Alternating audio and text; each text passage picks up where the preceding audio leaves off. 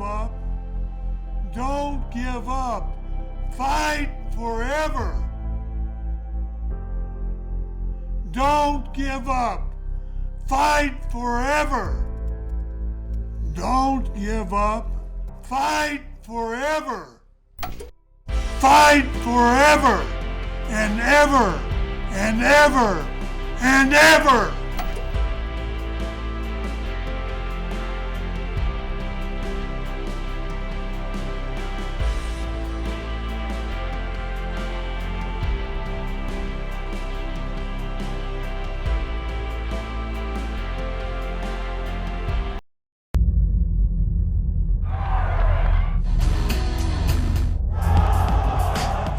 Good thing to brag about. Where's our passion as far as the wrestling business? Woo! It's coming.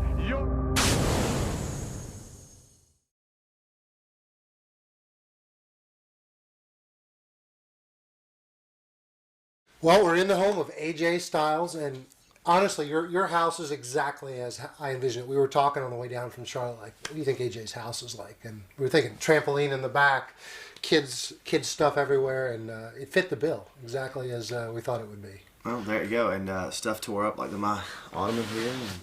And, yeah, Well, get the idea. I want to talk about how nice this is. Every guy, a guy who's bought his own house and stuff, deserves like a man cave, and what a man cave you have down here. This is top of the line man cave. I've made sure of that, and I make sure that the kids stay out of here.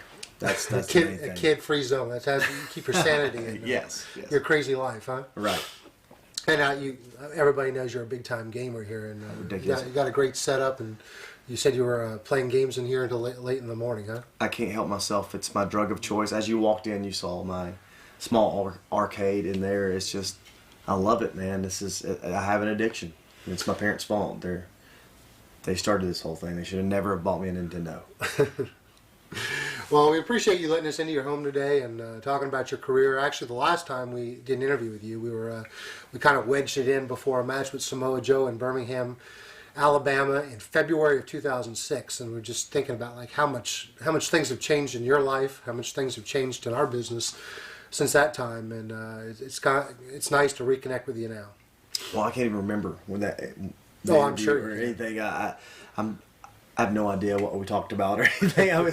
I guess you get dropped in your head enough times you forget about a couple of things. Well, hopefully your memory will be better about some of the things we're going to talk about today. We're going to focus today on your run as TNA for the first time in 11 years.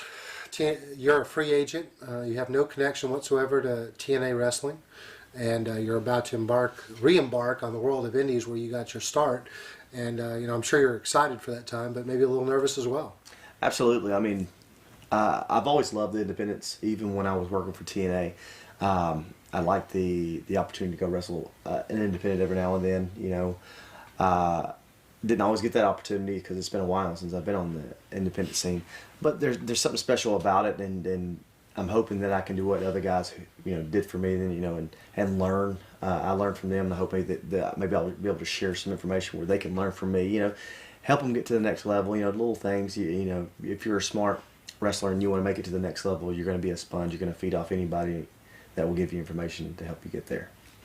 Do you feel lucky in some ways that you're in your mid-30s now, and fortunately no major injuries, so you're still able to perform to the level that I guess independent wrestling expects people to deliver in the ring that you still can do? Do you feel fortunate that you have that background, you came up as an independent wrestler, and you have the respect of the Ring of Honor crowd and the PWG crowd, where now that you're available, you can go back and still make a living on that? Yeah, I'm glad that I went through the independents. It made me who I am, and that's the great thing about the independents. It's so different. You're not brung up in just one way. Everybody has their own style. If you come from England, you have a different style as opposed to even Canada and Japan and Mexico. All these styles are different. I think that's what makes the best wrestling is when different styles come together, and it's special.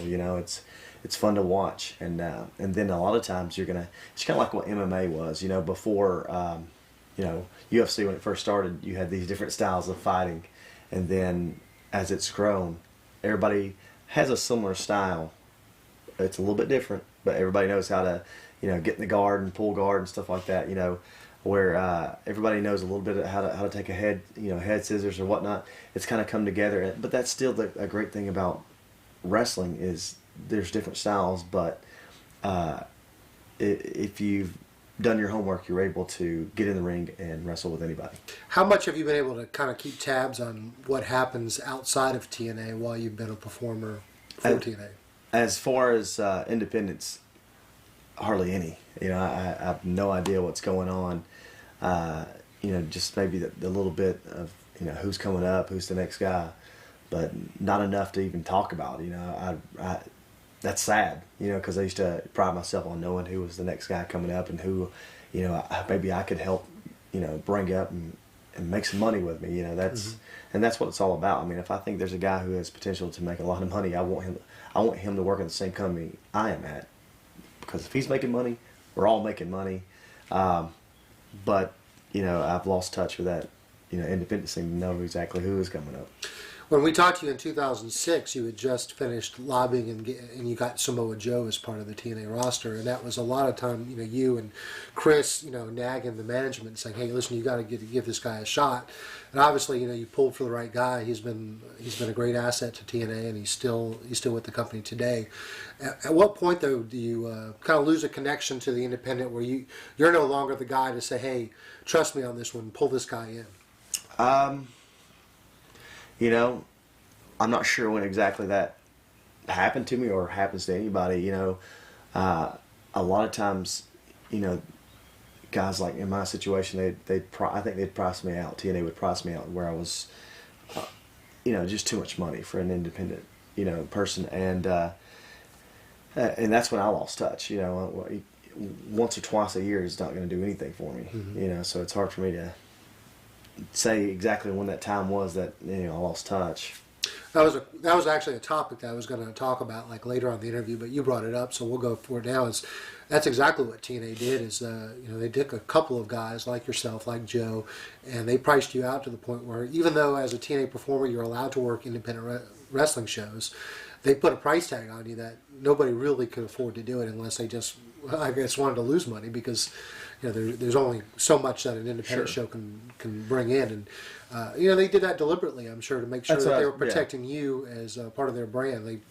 They saw you as a guy that we don't want to water down on the independent scene. I think maybe there's also if AJ gets hurt, we want him to get hurt in our ring, not the independent ring. So I kind of understand. I think you're right. They did that deliberately.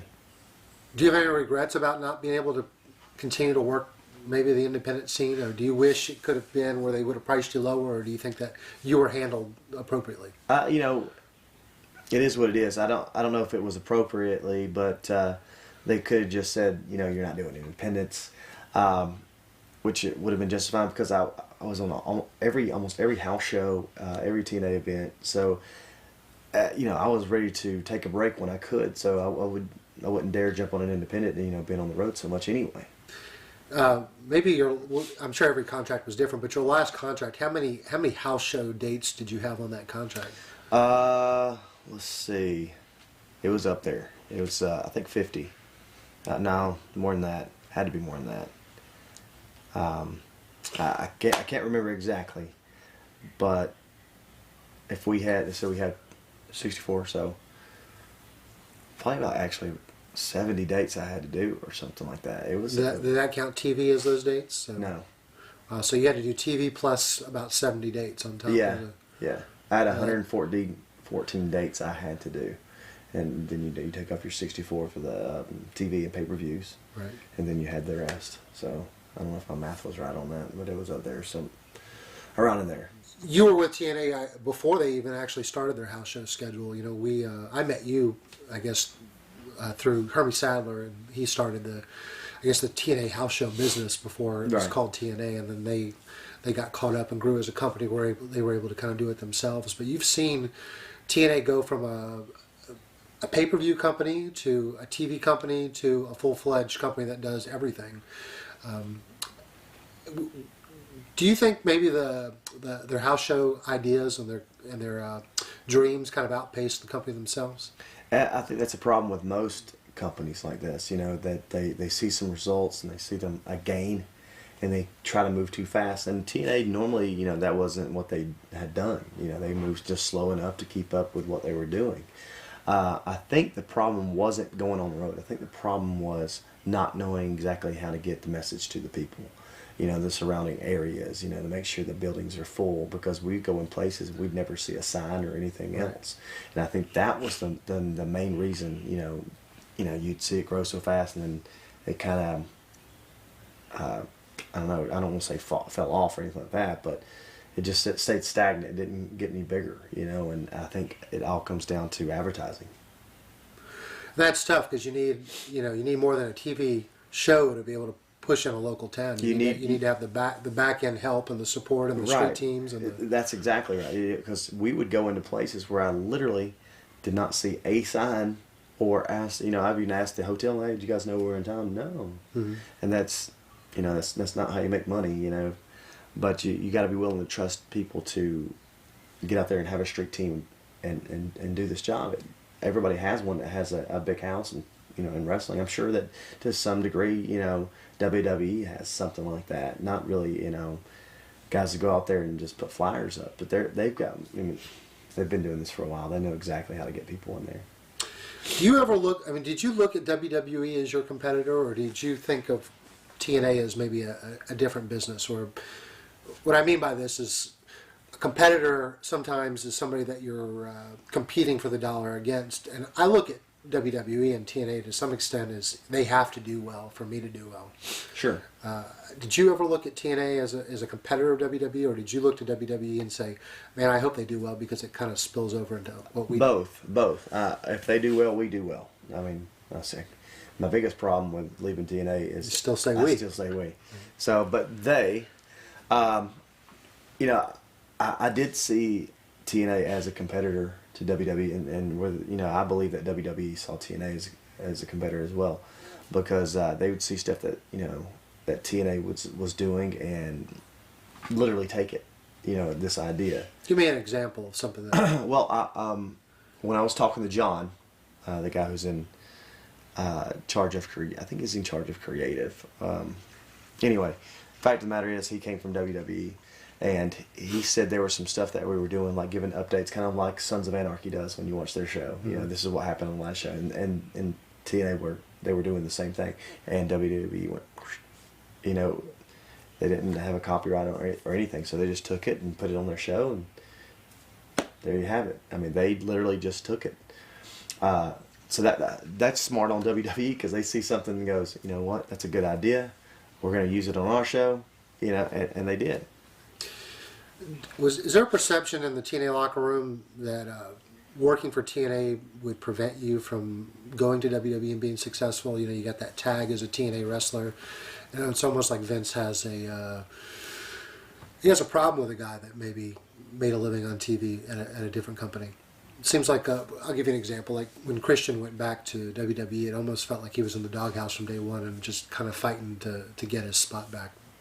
You know, I'm not sure what Vince thinks. I don't know.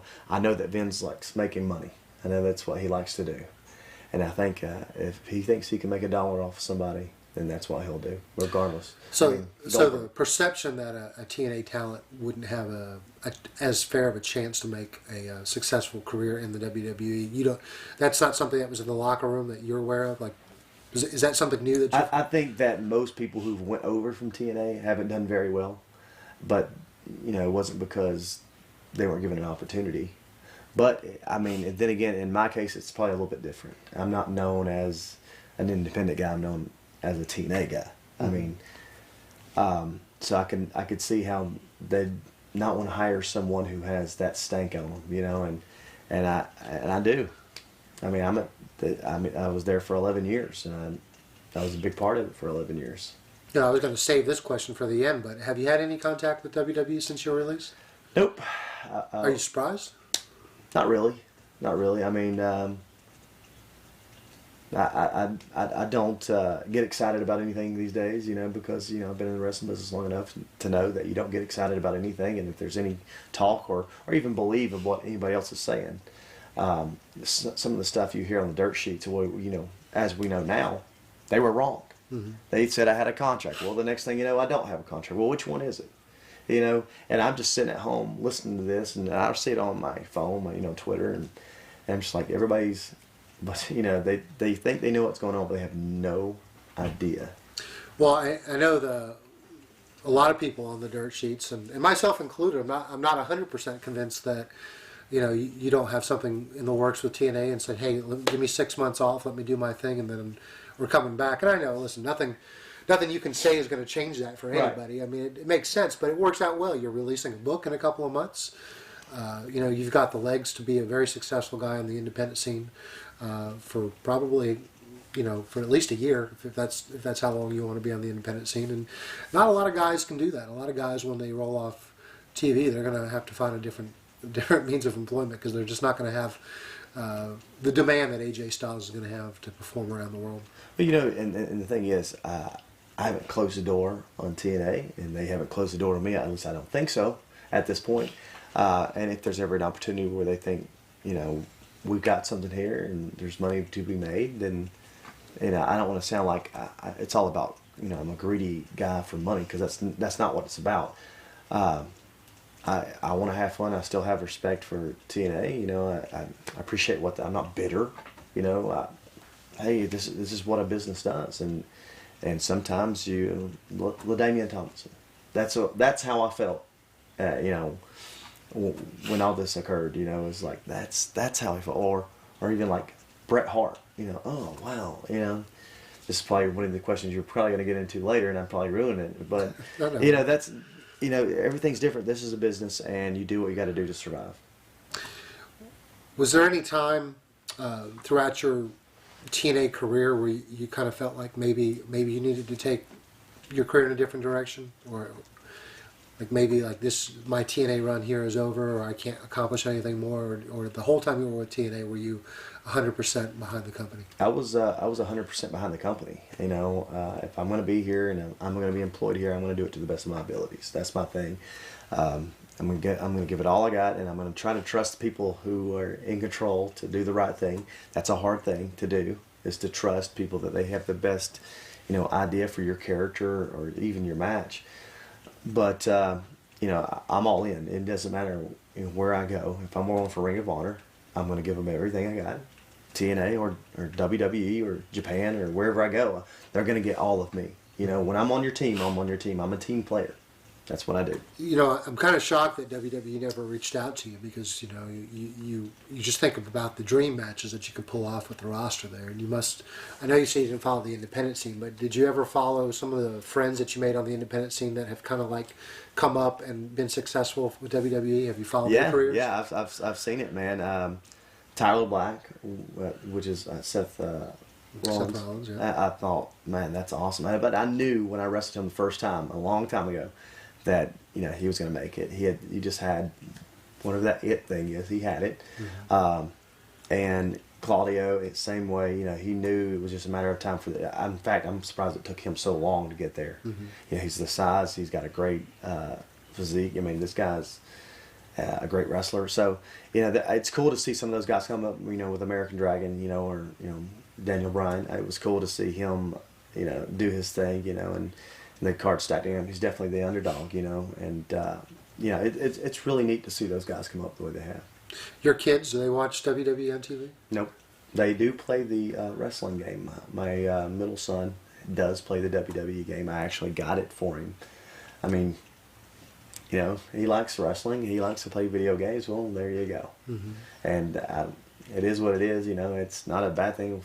If TNA came out with a decent game, or even try to do another one, then I probably would have got him that one too. He liked playing our terrible game. I did it again. Their terrible game. TNA's terrible game. Okay, well, critique the video game markets as it relates to the professional wrestling releases. As far as, are we talking about wrestling games? Yeah, wrestling games exclusively. Now, you got to have the history behind wrestling games is unbelievable. But the best games that came out has been from the Nintendo 64, as crazy as that sounds. And some people may know them as No Mercy or WCW versus NWO, but I know it as Virtual Pro Wrestling 2 from New Japan. Mm-hmm. The best wrestling game ever made.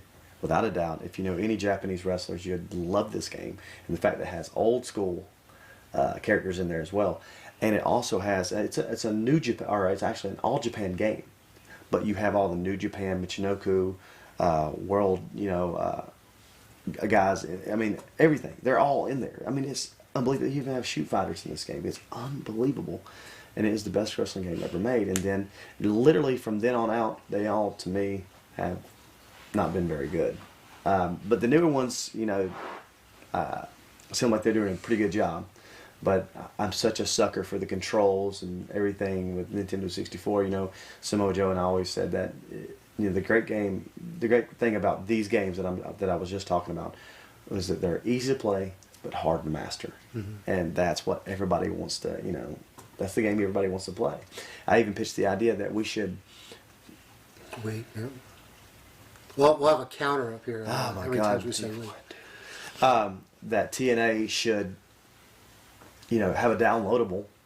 Take their characters, their heads, and put them on the old characters of this old game. Mm-hmm.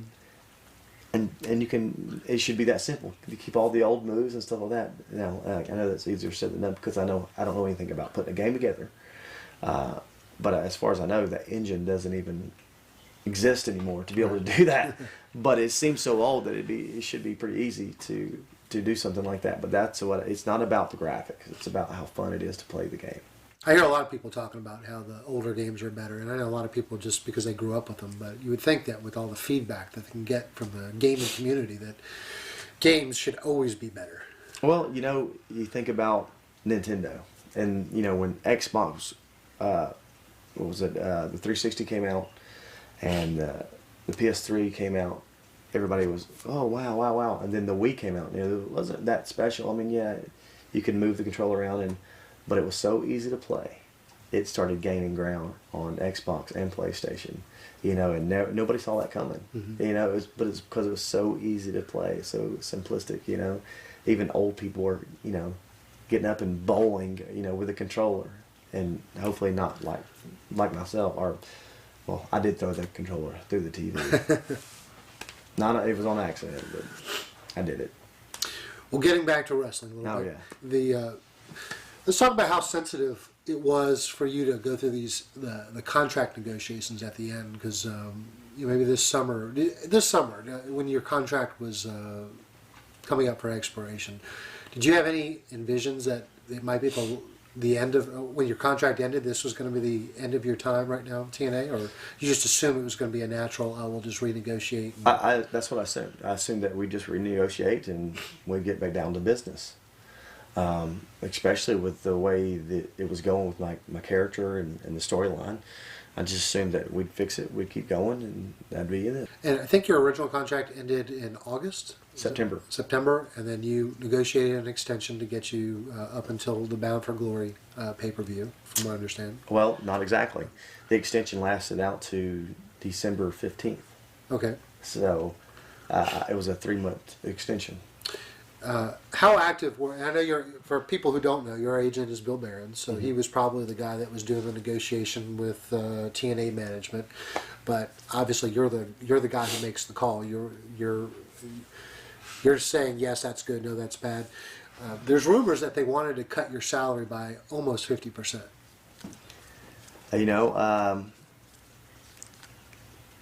There were some things in there that were pretty hard to swallow in the contract. They were so different than my last one.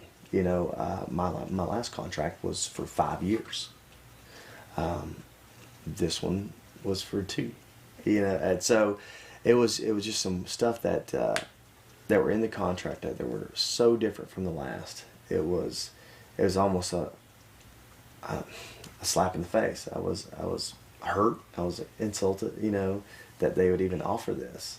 I didn't know what to think about it. It was one of those things, like I said, it was just hurtful that they would even offer that to me after, to me, yes, they have given me a lot. You were in my house that TNA helped, me buy, but I've given them everything. I'm going to regret what I've done in a wrestling ring, and most of it in TNA, as I get older.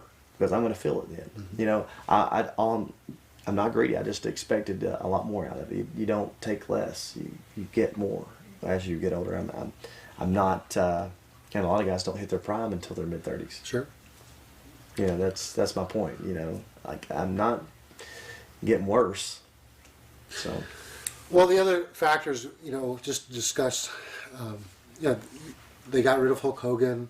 A lot of other guys that I guess signed bigger deals when they had more money to spend. They've kind of gotten rid of those. So maybe, did you feel like maybe they wouldn't treat me the same way because of what you've done for them, whereas some of these guys kind of came in late to the... Yeah, that's exactly what I thought. I thought that, well, those guys aren't branded TNA guys. I am. In fact, there's I don't think there's anybody more branded than I am. So I didn't think that I'd be treated anything. I think it would just be like, okay, this is what you need? Okay, no problem. Because I wasn't going to ask for something ridiculous, you know. In fact, I was just asking for what they already had given me, and maybe a little bit more on the perk side. So, but... Aside from the money, you know, which, you know, obviously all these contracts come down to money, was there any changes that you wanted from your deal in terms of maybe less dates, more time at home? It wasn't... That was a sticking point? No, it wasn't less dates. It wasn't more money. It was, airline and rentals and hotels, stuff like that. But that was the only thing that really changed. Compare, you know, I like to talk about the business side of wrestling even as much as the creative side. But talk about making, and we're not, this number is just doing this for a baseline. Let's just say making $100,000 for TNA versus $100,000 for working on the independents versus $100,000 working for WWE. Assuming that just the money was the same, take us through the thought process and why those are different amounts to AJ Styles. Well, if we're talking about your base pay is $100,000, well, WWE is going to run a lot more shows than TNA. So the more you work, the more you get paid for WWE. We all know that. And depending where you are on the card, and you get more money in WWE. You know, the contracts from WCW to TNA are totally different when it comes to WWE. And the more you get used, the more you make in WWE. So there's a potential of making a lot more money than $100,000 because they run a lot more shows. The more the building, the more full it is, obviously the more you get paid. You know, that's just how it works. There's a lot of different variables that can get you more money. And the royalties for the merchandise. And the royalties, and if you don't know this, I'm sure that you do. Royalties is where they make all their money. That's where you want, your biggest percentage to come from, because they sell so much stuff. I mean, there's toys everywhere. I mean, you can find them anywhere, and kids are going to buy them. And, so that's there's potential to make a lot more money when it comes to WWE if you can make a name for yourself up there. Mm-hmm. TNA, you're going to have a little bit of royalties. I heard on because people send me stuff on Twitter, and I'll hear what this guy has to say, on this radio show. And this guy says, AJ Styles, he wouldn't make it in WWE because he never made TNA any money. He said that AJ Styles had 16 shirts. I've never seen one of them on an independent show or whatever. I've been to tons of them. And my question would be to that guy is have you ever seen a TNA shirt on any independent guy? That's the thing. It's totally different. You don't get it. You don't understand the different animals when it comes to TNA and WWE. It's just different. When it comes to merchandise, it's not even comparable.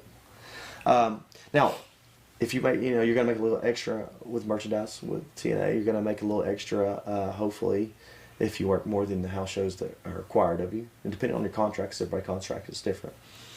But as far as the independents, $100,000. Well, you may not have to write off $100,000 because with an independence, they may hand it to you under the table or whatever they may hand it to you. Also, you're going to sell your shirts and your 8x10, so you're making a little extra money in your pocket. I mean, chances are you can show that you made $60,000 or whatever to the government. When in reality, maybe you made $100,000. So now you're in there's a lot of variables. I've thought about this. There's a lot of variables you can go in because then you're in a different tax bracket. There's all these things that change when it comes to the independent. So in reality, you've made more than $100,000. And one thing that WWE does, I mean, the royalties far eclipse this, but typically a WWE performer has to pay their own hotels. Yes. They get you there, the in and the out of the week, but you decide how you want to spend money and get around between that. That's why you'll see a lot of these, superstars. They're four to a room sometimes because they want to save money, and they're staying at cheaper hotels. On the independent scenes, it's typically that's covered. Right. And let's not forget some of the bigger names in WWE have RVs, so it's pretty nice. But yeah, there's a lot of things. There's a lot of benefits to being on the independent scene as well as the other two that you could work for. You just gotta weigh them out and see which one is going to serve you best.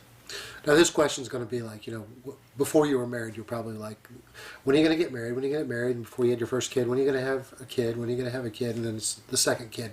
So this question's like that. It's like, do you ever regret looking back and spending maybe your last 11 years in WWE where there was a chance to earn exponentially more than TNA was able to offer? I think my timing was where it should be. I don't regret what has happened. Regardless, I've made a lot more money than I ever thought I would. I said this to my wife last night. Either you can learn from your parents or you can follow in their footsteps. And what I mean by that is either you can learn from their mistakes or, especially if they weren't good with their money, you can follow in their footsteps and go on, and just, grow up, poor. I mean, basically, that's the thing. I don't know how that relates to our question. In fact, I've went off on a tangent so much I don't even know what I'm going to say. What was the question again? Well, I want to move on a little bit. My first question to you was about regrets. From WWE. That's but let me. I don't have any regrets. Okay. Because of that, because of Tina, there's no. What is there to regret? I have a nice home, 3 kids. There's nothing to regret. At the bottom line, that's what's important to me. And so if they're taken care of, then that's okay. They're what ifs. There's always going to be what ifs and everything, but that really isn't going to do you any good. I flipped this format. All these questions were at the very end of our interview here, but these are these are the topics that everybody is. When people watch this 2 years from now, they'll be like, "Well, AJ's back on TNA, or AJ's a star in WWE." So all these aren't as topical. But the people that are watching this kind of recently, these are the topics. Don't give up. Don't give up. Fight forever. Don't give up. Fight forever. Don't give up. Fight forever. Fight forever and ever and ever and ever.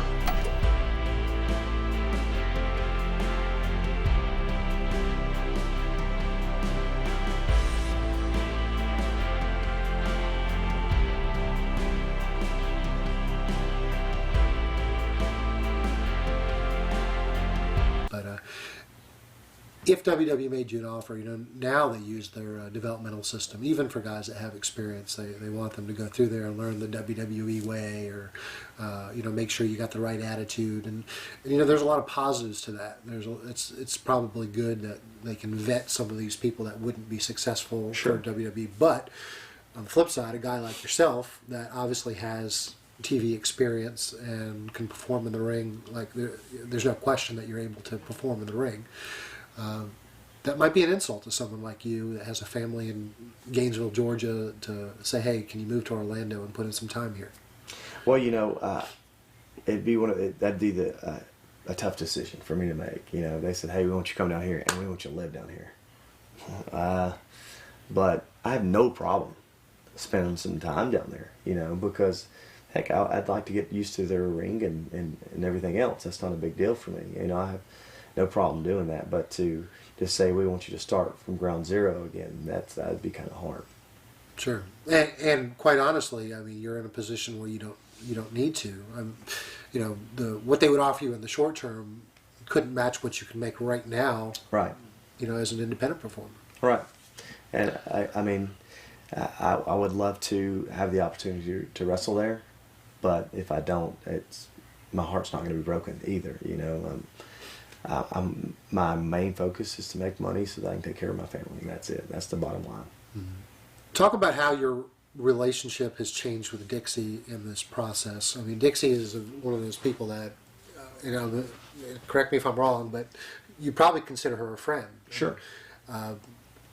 Has that changed at all with how tough these negotiations went down? You know, the negotiations had nothing to do with Dixie. She was in really none of them. So, you know, she kind of stayed out. I don't know if that was the plan, so that she didn't look. I'm not exactly sure who was in charge of the money at that point. I don't think Dixie was involved. I think it was from even higher up than her. Well, I'm not going to let you give a pass to Dixie, because if Dixie wants AJ Styles on her team, she's gonna do whatever it takes. Well, yeah, I would say that's right, but I've heard so many different things about who's in charge and who isn't. As far as money goes, I don't know that she'd have that ability. I think that she did have that ability before, and there was Hulk Hogan and some other guys that came in. They're a little pricey, and I don't know if she was got that taken away from her. I don't know exactly what, so I can't speak on it. But as far as her and I being friends, we're still friends, and as far as I know, I mean, she may be pissed at me right now because I literally said, I'm going to try this. I don't know when this opportunity is going to come for me to get on the independent scene and do what I need to do here. I don't know if that's going to ever happen again. So I'm going to Ring of Honor. It's basically how it was said. And that may have pissed her off. Maybe that wasn't the right way to do business. But, we had a long time to discuss, this contract. More than enough time. And it wasn't taken care of then. It was one of those things where I had to make a decision. I had to make it quick because I didn't want to miss an opportunity to wrestle in Ring of Honor again, because I'm literally looking forward to this. I mean, it's exciting for me. But as far as Dixie and I goes, I think that we're still on good terms. As far as the last time we spoke, anyway. I know you said you haven't followed independent wrestling a lot, but have you been able to keep up with Ring of Honor and the changes? I mean, Kerry selling to Sinclair Broadcasting, and how that's kind of turned this into more of a corporate company than the internet fan-friendly company that it had grown up being, especially when you were there. Well, I do know about that, and I do know about HDNet, which I think is a great thing. As long as they don't try to grow too fast, I think they'll be fine. But I would love to be the guy to open up the door for other great wrestlers to come in. My biggest fear with, Ring of Honor is that it's almost like what TNA did. Oh, here come the old guys. That's my biggest fear. I don't want to come across as that kind of guy, or maybe some guys that if I can open up the door, for other guys to come in. I will not open that door up for guys who want to come there and be lazy. Forget it. I hate that, man. I've seen it. And that's going to be a theme of what we probably talk about for the next hour when we reflect on some of the guys that passed through TNA. And, I've seen it, time and time again. That's the last thing that I want at Ring of Honor. And I would never let that happen if I had the opportunity to bring some guys in, help bring some guys in. It's not even up to me.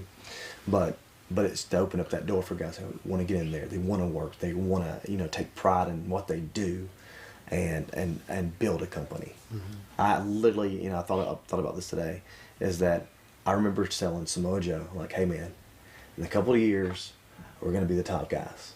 And you won't have to worry about some of these dumb ideas that they've come up with, and really gave him a pep talk. I was wrong. We weren't going to be the guys to, be, I don't want to say in charge, but have so much respect there that people would come to us for anything. That I was wrong. Just thinking about that today made me sick to my stomach, because I was like, well, maybe if I hadn't talked to Joe, maybe he would have had an opportunity more so than he has at TNA. I don't know. I know people love to see Samoa Joe wrestle, and he's just not doing it enough. Well, yeah, that's true. I was going to say that everybody thinks or knows your buddies are Joe and Daniels. I mean, the three of you guys, I'd say are the face of TNA for most of the internet crowd that watches TNA. That they don't think of the Hulk Hogans and the guys that come back and pick up a paycheck as being the TNA guys. They think of you, Daniels, and Joe. And so it's important to know what you guys think of of TNA, the company that employed you guys for so many years, and that you still believe in the product, and that you believe that you're the most important part of that product. Well, we used to. That was the thing. It's like we started, we were having these amazing matches, and and people were loving it.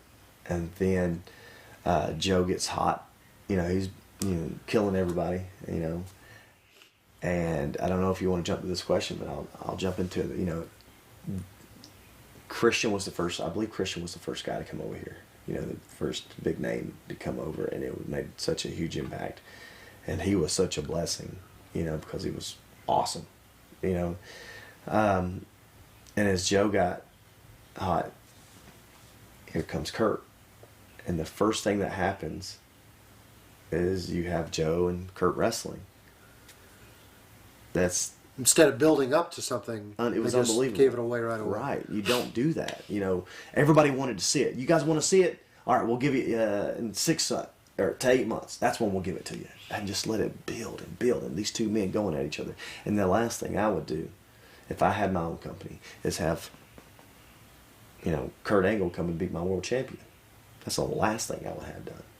But it went back further than that. When they gave you the NWA title and they put it on Jeff, they kind of did it because Jeff had more TV mileage than AJ did at the time. Whereas, when you were the hottest guy on TNA when they gave you that title, and they could have said, you know what, this is what makes our product different than WWE. Yeah, you haven't seen these guys on WWE pay-per-views, but they're the most exciting guys in the ring. And that should be enough. And it was enough. It was, TNA was growing, TNA was exciting, and they kept going back to the idea that this guy's got TV exposure from another company. And we're talking about Jeff Jarrett. Well, I don't know if that necessarily. Sure, we got internet guys, we got hardcore fans that are going to watch our product because they've seen these guys on the independents and they love them. Mm-hmm. But when it comes to Fox Sports Net or whatever it was called, they go, I know who Jeff Jarrett is. That's who we want as the champion. They got to go with the same thing with Spike. We know who this guy is. We know who that guy is. That's what they know. They think that's going to make them money. Where they have just lost reality with, I think, with building a company and not really putting around guys that just because people know them.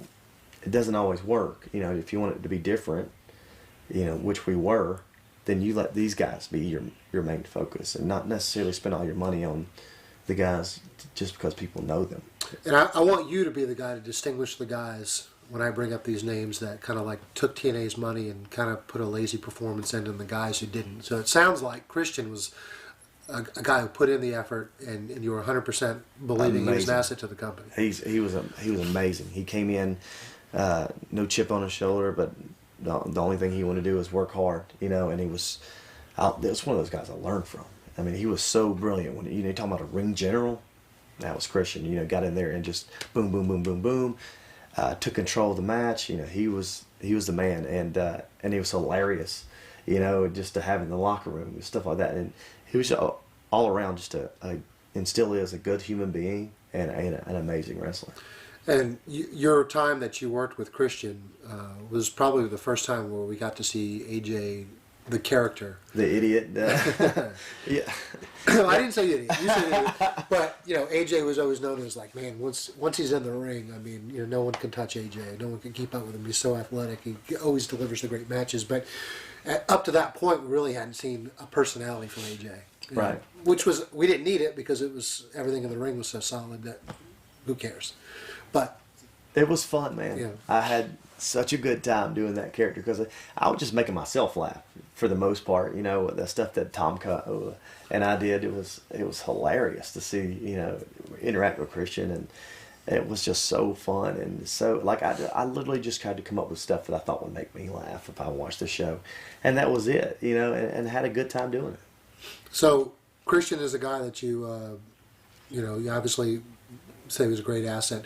Let's talk about some of the other guys. You mentioned Kurt Angle coming in, and Kurt Angle came in at a time when basically WWE kind of cast him aside for some of his personal issues, and he came over to TNA, and he's still with TNA. I think a lot of people are surprised that he's been able to stay there.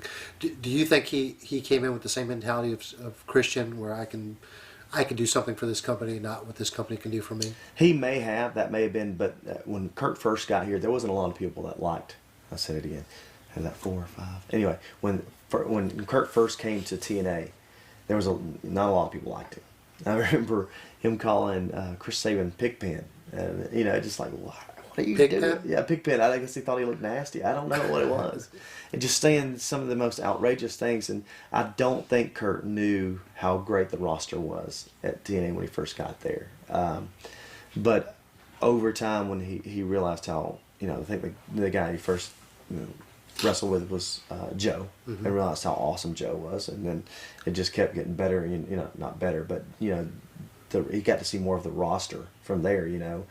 And I think his attitude changed. You're like, okay, these guys can go. They're not just independent workers who have no idea what they're doing. These guys can go. And so his attitude changed, and we got along great. There was at some point I was gonna say something to Kurt like, hey man, this ain't your home. Right. This is our home. You're just visiting until we'll make you a bed here. And it almost got to that point because he'd say some of the most ridiculous things. But I think once he gained respect for the roster, it got so much better. And to this day, I mean, I've had some of the best matches with Kurt Angle, and I really love the guy. I really do. He's an animal. He's a machine. He can get in there and go. And I've loved the matches that him and I have had, and we've made a great friendship out of it. And I really do love that guy. He's really had a crazy time since he's been in TNA. He came in there and he was married, and now his wife is, with Jeff, and he's fought through a lot of personal demons that we can document. But he's always, for the most part, been able to perform in the ring to the highest levels. Have you ever seen any of his personal issues compromise what he can do in the ring? Absolutely not. Absolutely not. It's amazing. And everybody has those issues, his is just documented, like you said. And but he just when he would get in the ring, you'd see Kurt Walker, and you're like, oh man, Kurt looks hurt. But when he stepped in the ring, it's balls to the wall. I mean, this guy's going off. Sure.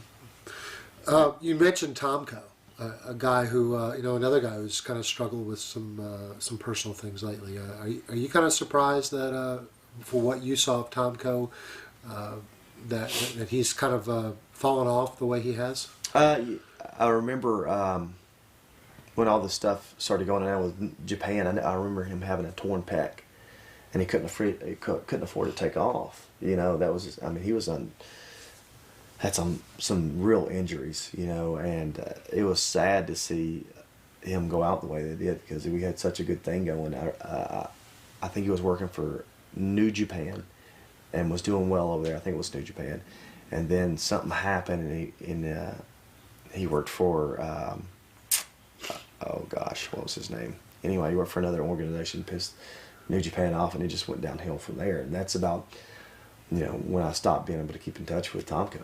He tried to make a comeback at TNA, but it didn't last very long.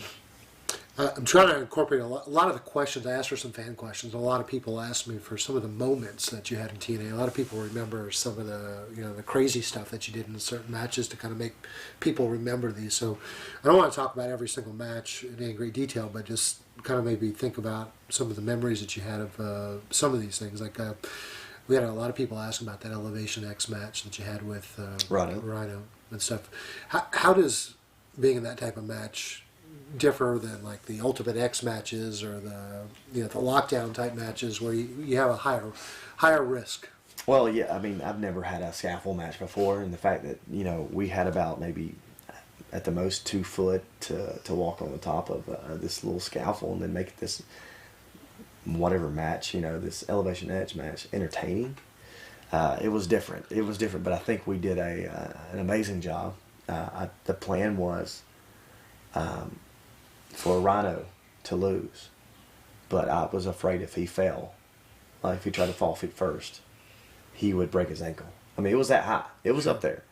So I kind of volunteered myself to take the bump, because I didn't want him to get hurt, and I felt like I'd be.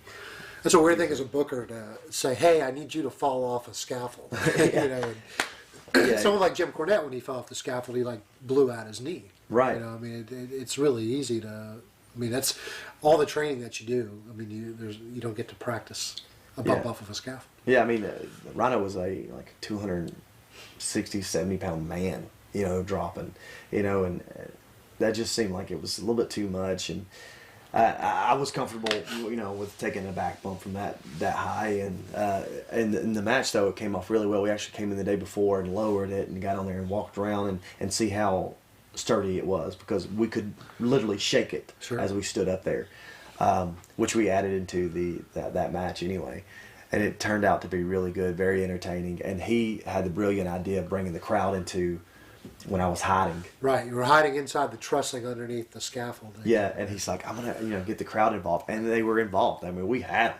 They were telling him where I was, and it was just done real well. I thought for such a match that no one ever seen before, and how different it was. I thought it was done very well, and I was proud of that match. Sure, yeah, that's a match that's,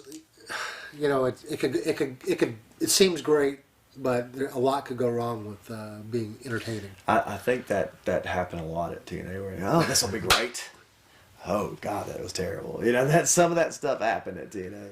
I don't remember what they called it, but it basically was like a dome over the rink, and you had to climb it up and go through the little hole in the top. Nobody wanted to think about how hard that actually was to climb up and get through that hole. They're awesome athletes. This will be easy for them. It wasn't that easy. Ask Homicide. It was really high. It's pretty scary. So it was. I think some of that stuff went on a lot more than it should have. Sure.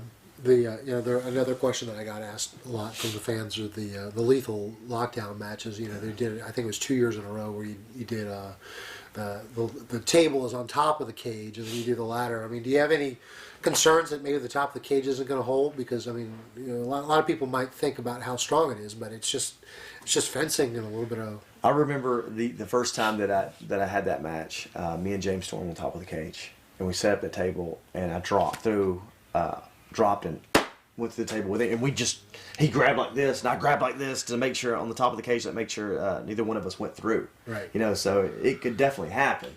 But the worst thing about that match is if you've seen it once or twice, then there's no other way to make it any different. It's just really difficult the way to make it entertaining, and because it's the same match that you've seen last year. It's very hard. My idea was, and I think that I got to them too late when I came up with it, and I want to do like a War Games, 2 rings together and do the cage, and make that would be different. But by the time I got it to them, they'd already sold seats around, so they were like, but just to make it different, because it was so hard to come up with different ideas, and yes, everybody knows when we go to the top of the cage, something crazy is going to happen. We try to make sure that did happen. But it was that's one of those matches just so difficult because you've seen it so many times. As a fan, one of my favorite, AJ Styles moments is just your tag team with Christopher Daniels. You could obviously tell the friendship and whatever chemistry you guys have as a friendship translates into the ring and how you guys performed. And a lot of the matches that I got to see were for Hermie Sadler's promotion. I don't want to take full credit because it's Hermie's money and it's Hermie's promotion, but Hermie like, what guys should we book? What matches do you want to see? And it was always like, make sure AJ's on there, make sure Daniels is on there, and whatever tag team else you book on there, because you always delivered. No matter who you were paired with, you guys always seemed to deliver, and they were just incredible matches. Do they stick out for you working with Chris more so than maybe some of your individual stuff? I don't know. They stick out more. It was just, I guess when you have so many matches, you kind of look at them all in the same light. But, I did enjoy working with him. Again, I said this about Christian, but Chris is also a ring general. Gets in there and boom, boom, boom, boom. The ideas just pop to his head. You know, he comes up with some of the best stuff. And so it's fun being in the ring with someone that can just say, okay, I got it. Boom, boom, boom. And they just can call it on the fly. But, you know, there were some crazy matches that him and I had. Him and I against LAX, I thought was a good match and different. I believe that was in a cage. That when we did that, yeah, that was definitely. I think that may have been Lockdown. I remember that match being one of our better. LAX is just one of the theme of TNA for a lot of people, and myself included, is it seems like they have a hot act here, and they just never are able to fully capitalize on the act. It's almost like they pull the cord Absolutely. out. Absolutely. LAX seems to be one of those things. They were like a super hot act for a while, and then all of a sudden it was over. Yep, I totally agree with you. I'm with you 100% that they don't leave guys who are tag team get together long enough. Well, you know, it almost seems like when they're about to be their hottest, about when you can make some real money on them, they go, okay, that's enough. Right. I'm like, what? What are you doing? Beer Money's, they're as hot as they've ever been. What are you doing? Don't pull the rug out now. Let them stay. They need to stay together. You know, you're making money with them until that money dips or something. Leave them together. You know, that happened a lot. You know, Fortune. I thought that we were about to, you know, really get some exposure, really do well with this group, and then the next thing I know, that we're breaking up. Mm-hmm. You know, it was awesome what we could have done with so many ideas. And do you have any idea why they pulled the plug on Fortune so quickly? No idea. I think that they wanted to put the belt on Bobby, I guess. Maybe they didn't have another top guy. I don't know what it is. But it'd been just as easy to do that staying together. We had, like I said, we had so many great ideas as far as Frankie and Bobby and James and myself. It would have been so entertaining, you know. How awesome would it have been to see us four and Ric Flair get off a plane that said Flair Force 1.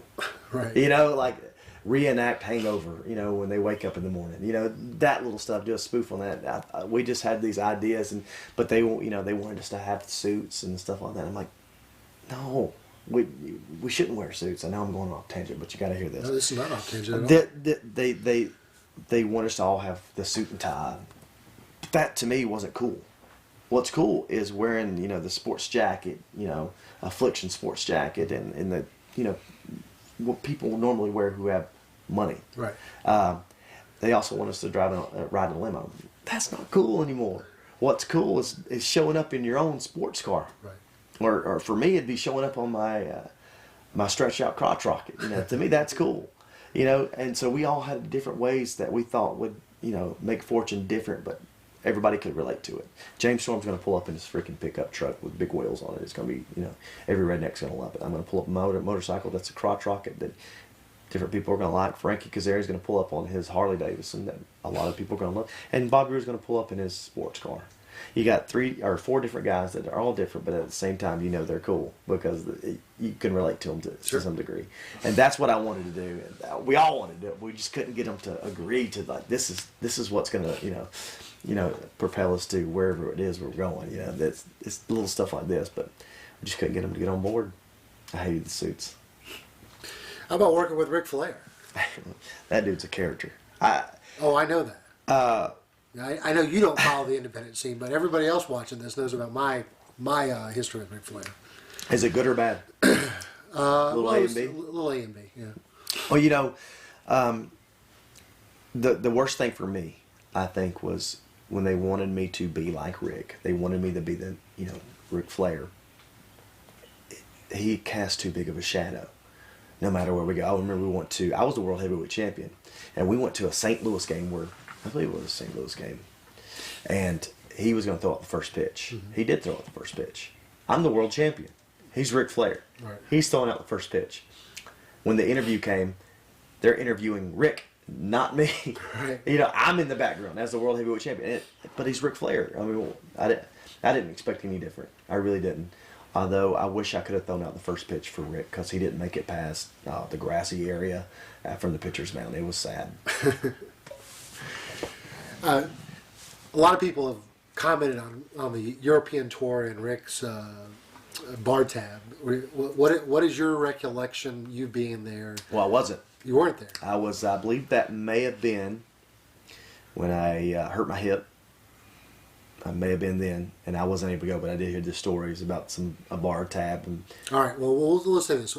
Acknowledging that this will be hearsay from the people that you trust the most. How do you think it went down? well, from what I've heard, that Ric Flair, ran up a bar tab, and usually it was buying other people drinks, and then apparently ran out of money, and so he had to borrow money from some of the roster, and I don't really know much more than that, but Ric Flair ran out of money. Actually, I think he asked for more money from the guy putting it on, and didn't get it, and got angry, and didn't get on a flight or something. The bus, right? Yeah, it seemed pretty huge at the time. I wish I knew more, but I wasn't there to experience it myself. Did you have any other? I mean, I know you're not one of those guys that hang out in the bars until 2 a.m., so maybe you don't have many Ric Flair stories. But working with him, did you have any Ric Flair stories? I know that after the shows, after TNA shows down in Orlando, me, Frankie, Chris, and sometimes Joe. When Joe moved down to Tampa, he just went home. So it was usually a lot of times me, Frankie, and Chris.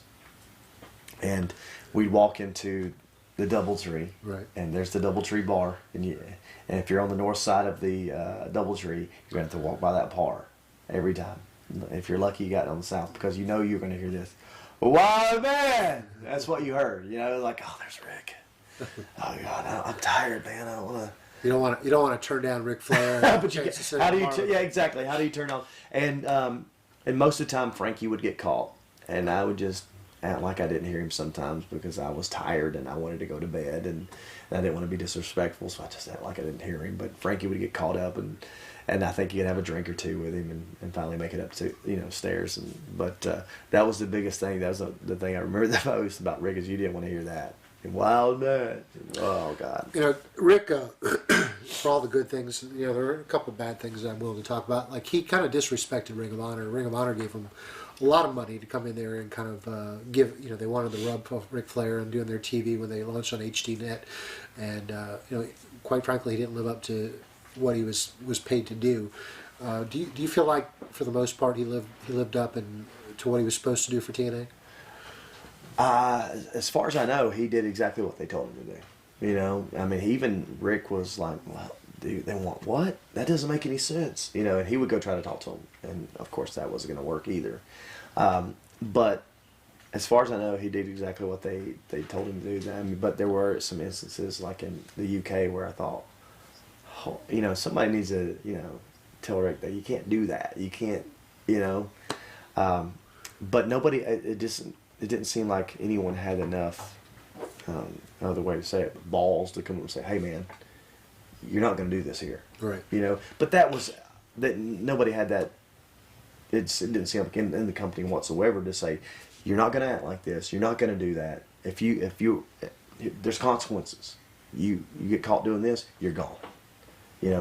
Nobody stepped up and was that authority in TNA. There's going to be a lot of random questions just to fit them in here.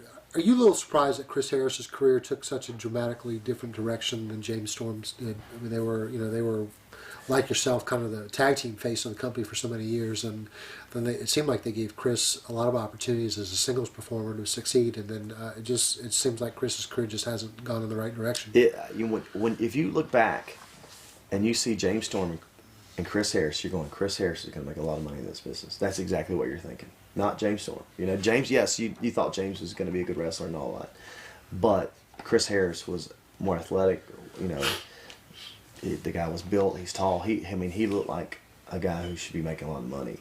And by the time he got to, the singles match, and then I actually went to WWE, I don't know that he was happy with what they were doing with him or what. I don't know exactly why, but I think Chris gave up more than anything. I think that's why he just said, I'm done with this. And that's an easy thing to understand. I mean, a guy who gives so much to a company, you probably identify with this, and sometimes things just don't go in your direction. Management or the bookers just don't see the vision that you have, or Right. you kind of feel like you've plateaued. Things can get frustrating, and sometimes you just have to work through them. Oh, hey, I think Rocky Balboa said it best. Nothing hits harder than life. And the thing that there's disappointments. You're always going to get them. And you're not always going to get what you want, but you got to make the best of the opportunities. What about Test actually went through TNA for a while, and he didn't seem to have a lot of success. He was put in some high profile matches, but for the most part, Test kind of underwhelmed his time in TNA. What are your memories of some of your time with him? It's crazy because I barely remember him. In fact, when you said it, I was like, oh gosh, Test was in TNA. I vaguely remember him being there. I'm not saying anything bad about him. I just don't remember anything that he did. My biggest memory is when we all went to Australia, but it wasn't for TNA. It was for independent shows, and that's when I really got to interact with him and meet the guy. And he was cool then, but I can't remember the matches that he had in TNA. Okay. I don't even know I hope I didn't have a match with him. Yeah, you had a couple. Sorry, they were more of it wasn't singles matches. It was more like team, That makes me feel a little bit better. Sting and Test against, I think you and Christian were on one side. I don't know. Sorry, and I think it says a lot when you don't even remember him. I remember him, but the memories are not from TNA. They're from, when we went to Australia. How about memories of working with Pac-Man Jones? That's funny. Just because, it made no sense whatsoever. And nobody thought to go, hey, can this guy actually get in the ring and work? And, oh, no, he can't. Oh, we go, how are we going to work around this? And apparently he just made a lot of money. Not necessarily off of TNA, but this guy showed up and, I think it was a Lamborghini. I mean, it's like, holy crap, dude. You can't get your stuff together in the NFL? I don't know, what are you doing? Right. You're rich. You really are rich. You're a million. You've made millions. What's going on? But and thank God for Bill Behrens to help us come up with the finish of that match where, we went over and were the tag team champs because I had no idea how to incorporate Pac-Man Jones in that match, but it worked. It worked.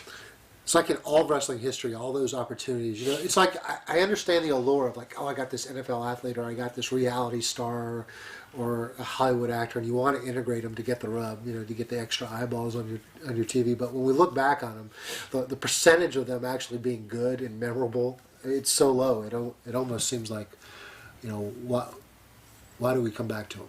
Why do we even say yes? Some people can't help themselves. When they want to meet somebody, or I was upset that I didn't get to meet Brian Urlacher. That the night that he finally came to TNA, the only time I think I ever had off was that night. So I missed meeting Brian Urlacher. I was like, go figure. Johnny Fairplay worked out though. Did he? Did he work out? Despite the fact that people were like, Johnny Fairplay, what the heck? He's actually. I enjoyed powerbombing him, and he got a good reaction. As crazy as it is, and he understood the wrestling business well enough to know that he was a bad guy. I mean, he does understand his role. I'll give him that. So, and he's a nut, and there's no other way to put it. And I think it helps when you are a wrestling family like Johnny is. I mean, he still does matches occasionally whenever he's inspired. The biggest, I remember when Johnny got there, and I went to powerbomb him. We were inches away from me powerbombing him on the microphone. I can only imagine how bad that would hurt because I didn't give it to him lightly. I didn't try to put him through the mat, but he's so small. Light, right. You didn't realize it. And you're like, oh, it was like powerbombing one of my kids, on the couch. Like, oh man, I was like, oh God, But I like Johnny. He was funny. How about your memories of working the Steiner brothers? I know it was on the back half of their career, but I mean, I'm sure growing up, Scott Steiner and Rick Steiner were like the ultimate in tag team wrestling to you. Yeah, it was awesome getting to know those guys as well. And it's funny that Rick and actually it's more Scott. They call me a redneck. I think Rick calls me a redneck too, but they are a lot more redneck than I am. I think they go hunting and all this stuff, and I think that goes into qualifications being a redneck. And they do all that stuff. So I don't know. But, dude, I loved working Scott. I really did. He knew exactly who his character was, and he didn't have to do a lot for you to hate him. and we had some good matches. Just Scott being Scott and just being the bad guy, and it was easy to wrestle. There was a good guy, there's a bad guy, boom. And being in there with Rick, it was fun. Speaking of Scott being Scott, did you follow some of the Twitter rants that he had? What was this about, Bischoff? Yeah. I did see some of them. I didn't fully understand them at the time. I just imagine that when you go to TV at TNA, that must be like something that all you guys talk about. Like, did you see Scott, what he wrote? I do remember people going, "Hey, did you see what Scott's writing?" Like, what? And like, oh, wow, okay. Like I said, I didn't fully understand it, but then someone would try to smarten me up. Okay. Don't give up. Don't give up.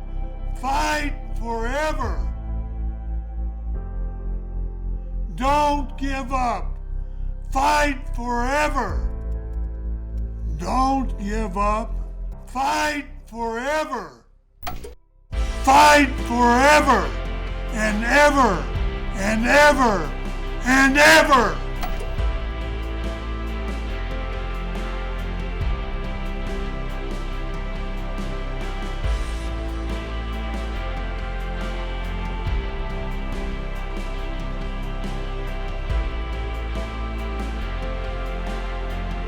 That's when so-and-so went to the club in Atlanta. I'm like, oh, I didn't know that, So it was all kind of weird, and especially when Eric is there, and you're like, oh, I don't know what's going on here, So the thing is, everything feels wrong, but it's still funny.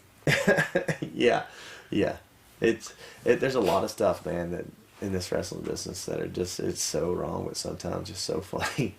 So this is another guy that you're going to have a chance to say, did he really give back to TNA, or was he one of those guys that kind of mailed it in for the paycheck? Booker T. Booker T came into TNA, and Booker T physically still has a lot to give. There are a lot of guys, and we haven't talked about him yet, but it's like a Scott Hall and a Kevin Nash. They have less to give to the business than someone like a Booker T had at that time.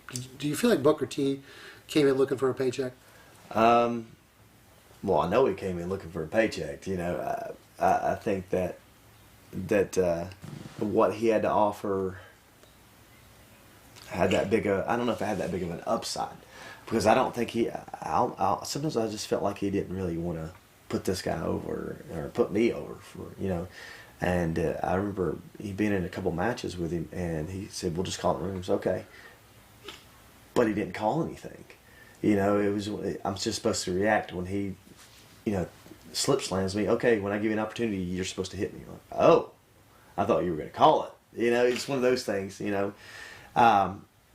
But despite sometimes, him and I not getting along with certain things that he had said, like when your best friend tears his tricep, I remember Booker saying something like that. So I've heard that, like, he should have stretched. When Frankie was there into his tricep, you should have stretched. I'm like, dude, why would you say something like that? This guy's not going to make money, and you're making a joke. That's not cool, right. But there's some times where you didn't get along and stuff like that, and but I learned from him. That's crazy. Crazy as that sounds. I mean, he would do something and be like, that makes sense, and even to the point where, when we were having matches and I understood how the wrestling match was supposed to go, when he gave me the open, I had to take it. We had great matches. Mm-hmm. So I learned from him in that respect, and even a title, when he hit somebody with a belt. It sounds so simple, right? But to make it look good, Booker T's got it down. And I learned from him. He showed me how to do it. I ran into him while still at TNA, while he had been gone. And you can... I don't know that there was no hate or anything like that, but sometimes I always thought there was a little friction. But I told him that how much I appreciated him being there so that I could learn from him, and I know that we may have not always gotten along, but I appreciate, him being there. You don't always have to be best friends to get information or learn from somebody. Mm-hmm. We brought up his name. Well, there was an incident with it was going to be Joe, Nash, and Hall against, I think it was you, Christian, and Tomko. I may have the names wrong, but Hall no-showed, and Joe cut a promo in the ring where he basically, probably how a lot of you guys felt, like didn't like the direction of a lot of these guys coming in, and guys with names, and a guy like Scott Hall disrespecting a booking and not even making the date. We heard, and this would be one of those things where you could put to rest or say that Kevin Nash kind of confronted him in the back afterwards and said that wasn't cool, that interview you did. That's what I heard. I don't think that it wasn't done when Kevin, I guess, addressed Joe. It wasn't done in the back for all the boys to see. I think he put him aside and said, "Hey man, that ain't cool." And the reality is like, wait, they told me to say this kind of stuff. They said it was cool with you, and kind of. So you think that was more from Joe's heart and more from what Joe was told to do? I think, don't get me wrong, I'm saying there's always a little bit of truth in everything. Sure. But I think he went a little bit deeper, than he would have gone if he was told to do this. Go, yeah, put it on him. They're cool with it. Don't worry about it. So I think that was and while Scott wasn't there, Kevin was standing there in the ring. So I can understand how Kevin would have taken it the wrong way as well. Sure. It was a little awkward. Like, wait, I'm standing here. What are you talking about? Everything you're saying negative, I'm right behind you. Yeah, I can only imagine that, someone talking about my best friend who knows what happened. I don't know if he's sitting home or dead, and you're saying all this stuff, dude. That's not cool, So, but that was one of those things that, got worked out between Kevin and Joe. I'm almost positive, and it was one of those things where they didn't communicate as far as TNA and Kevin and Joe, and so it just when they both of them realized, wait a minute, TNA was the one that kind of put this together to almost seemed like to get us pissed off at each other. They okay, got it. They were going to let it happen. Then. Right. Just while we're on the subject of Kevin Nash, he did something where you were trying to, I guess, help rebrand or relaunch the X Division, where he was kind of like controlling it, and he tried to make more personalities come out of the X Division. Did you feel like that was a little bit of an insult to the way the X Division should have been portrayed? As I think characters have got to be made. You've got to have characters, even in the X Division. So I don't think that's a bad thing. But I think that the thing that separates the X Division from everything else is having these amazing matches and doing these amazing things in the match. So I don't know that I felt insulted by what was going on. I mean, the X Division it's been changed up so much since Joe, Chris, and I were in it, but I don't think it was an insult, because I really think that characters are part of wrestling. Gotta have. Maybe reflect on some of the memories you have of working with the Kurt Angle and the whole angle with Karen Angle, and one of the beautiful parts about TNA wrestling is, although we can't put the footage in the interview itself, they have everything on YouTube. So if there's anything that we discuss that people want to go back and see, all you got to do is type it in YouTube, and every angle, every match is on YouTube from TNA. And I remember when I was researching some of this stuff, I went back and I watched the stuff that you did with Karen Angle, and it was really funny stuff. Really, the personality of AJ really came out there, and just maybe memories of that time. It was so funny. It was so ridiculous. Like when you're talking about, I just start laughing because of the whole marriage ceremony, and stuff with Kurt and Karen, and then somehow Karen marrying me and me kissing her, and it was just, and that stupid face I made after I kissed her, like I couldn't believe I just married Karen, and it just makes me laugh still to this day. It's just so ridiculous and funny, and then taking her places and stuff like that. It was really funny. I thought it was really entertaining, but I think it's just like you said before, it's like some people are so like, we want to see him in the ring, we don't want to see this stuff. But it was just another part of that character that you got to see, and was ridiculous. But it's all about being entertaining, and I had a good time doing it, man. It was so funny to come up with different ideas and just trying to be entertaining. All the stuff that happened with with Karen and the triangle with Kurt, and then her, not talking about the personal stuff, but Karen was married to Kurt, and now she's married to Jeff, and all that happened and played out on TV, and all. I can only imagine the backstage stuff too, and it seems like they handled it pretty well. But did you see any, I guess, strain that was from that? Maybe Jeff and Dixie kind of having a problem, or I don't even know how to ask the question. I don't. Well, I would. It just seems like it's such a complicated issue. It really worked is. out fine, but Right. Like I really don't know much about it. I don't know how it happened, when it happened, or anything. I'm just like, wait, what? I think that was the, what everybody was the roster was like, wait, what's going on here? That was what, and we never really knew. And then finally it's just, okay, Jeff's with Karen. Okay, wait, Joe's, or who's Kurt with? A tall black woman. What? What is going on here?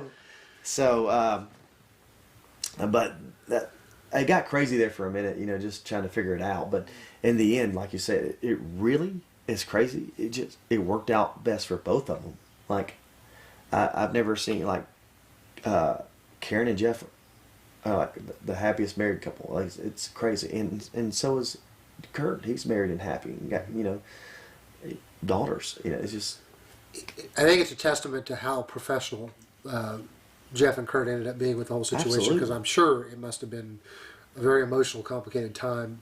And I guess I was just wondering from a backstage perspective, like I imagine Dixie being their boss, how difficult something like that would have been to handle when emotions got high. Yeah, I wouldn't want to be in that predicament, being the boss and trying to find a way to fix this problem. So she's I don't know if I can't say she's a better man, but like, she'd have been the better woman, I guess. Just give you an opportunity to talk about Eric Young. Eric Young is a guy who somehow has survived so many different character changes, and people forget about how long he's kind of been with the company. Yeah, I mean, he's been with us since we were at the asylum, and his character has changed so much. He went from a goofy character to a superhero to a world leader kind of character, and then to a bearded guy, and every one of those, he's been entertaining. I mean, I think it's a testament to show. He's got a show that he does called Off the Hook, and it does great, and more people know him because of that show than he has for the wrestling he's done for the past 10, 11, 12 years, however long he's been doing it. I mean, it's incredible. But he is one of the most entertaining people I've ever been around. He finds a way to make you laugh, and he's a great wrestler. A lot of people forget how good he is. But if you ever have seen him or been in the ring with him, this guy can go. Mm-hmm. And I just think that TNA missed a boat so many times on this guy. I mean, so many times. But he's found a way to make himself entertaining. As far as the show Off the Hook, I mean, why they don't have him as a main part of the show at this point is beyond me. Talk about what Sting has brought to TNA, and it's another guy that we probably would have thought, he'll collect an easy paycheck and then he'll be gone. But this is a guy who's kind of on the back end of his career has contributed to TNA. I mean, he's Sting. I mean, he's like our Undertaker. Mm-hmm. Dang it, I did again. Is that 6? Yep. Their Undertaker. And I think that, truthfully, that's probably the way it should be used. Because, I mean, there's something about, Sting that, there's just something about that character, man. When you see it on TV, like, it catches your eye. It's so cool looking. And he's such a good guy, man, and he does his best in there. I mean, he's not in his mid-30s. This guy's getting a little bit older, but he can still put it on there. What does a guy like AJ Styles learn from Sting? When you've worked him several times over his course of his career in TNA, and sometimes you've been the good guy, sometimes you've been the bad guy, but what do you learn from a guy who is that much your senior and can't physically do what you do in the ring? So it's a different type of match you have to. Well, I mean, the thing that I've learned most from him is that he is so humble that he's not afraid to let me call the match. and that's saying something. You know, it's not easy to do when you have a younger guy call the match and you go out and do your best to give them what the fans want to see. But it's different when a younger guy calls it. It is. I don't know if you. Well, probably not because you're not a wrestler. But he let me do that, and he's let a couple guys do that, call the match, and he's humbled himself to go, okay, maybe I don't know this, this day and age as far as wrestling goes as well as I should. So I'm going to let this guy call it, and then I'm going to go out there and to perform it to the best of my abilities. And he always did. He never melded in. I really felt that he went out there and gave all he got, and still does. Just your thoughts on the Frank Trigg. I like Frank. He is as cool as he possibly could be. Dude's a class act. There's no doubt about it. And him and I had that, what was it, I Quit match? I don't know what it was. The MMA rules. Yeah. And I was thinking, like, a lot of times they expect a lot out of you. Like, hey, go up on a scaffold or go up. And sometimes putting different nuances in a match rather than a traditional match make it easier for you. But a guy that he just didn't have the wrestling background, so you have to adapt to what he can do, puts a challenge to make it entertaining. It makes probably a lot more stressful for you. It was a lot more stressful because I'm trying to remember. Was it a false count or 10? I think it was 3 5-minute rounds. No. I don't know exactly how it was, but I just remember there was a conversation with Jeff and I, and I thought that there should be, I think it was a 10 count, something like that. Anyway, it was a different conversation because Jarrett wanted it one way, and I thought we should do it another, and it came out being not too good of a match anyway, just because they didn't want to see. I don't think they wanted to see AJ Styles in an MMA match.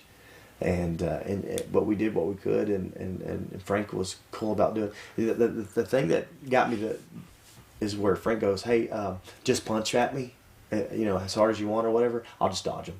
I'm like, hey man, I can throw a punch, but he was so confident that I couldn't. I was like, well, I'm not. You're like, please don't do that to me. Yeah, don't do that to me. And no, he was very cool about getting in the ring and just having fun. I really enjoyed being in the ring with him.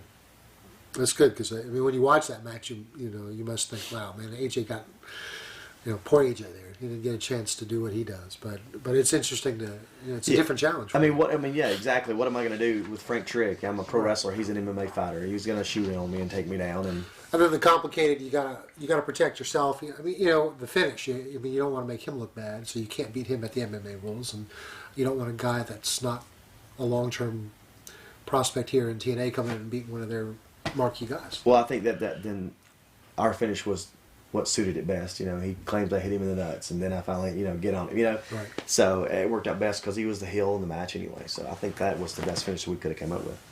Talk about Mick Foley's time with the company. It was interesting. I'm not sure what his role was. I'm being truthful. Like, I don't know what his role in the company was. Was he a wrestler, or was he a commissioner, or what was Mick Foley there? I'm lost. The biggest thing that I remember about Rick and Mick being there was before the Fortune match, and I forget who we were wrestling. Maybe was it the ECW guys? I'm not sure, but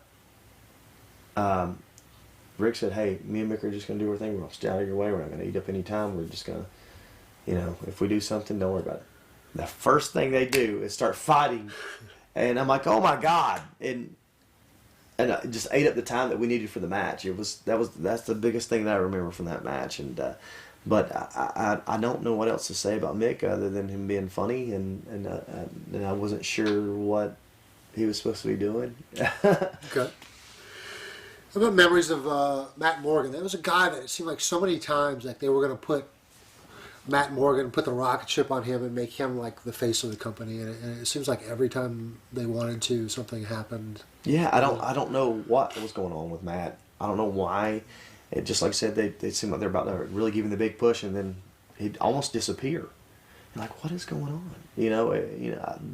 the match that him and I had a 2 out of 3 falls. It was a great match, and I figured that was going to be the time where he was going to be rocket ship Matt, and they didn't do anything with him. It just and then when he stole Hogan's cape, they didn't do anything with him. I don't know.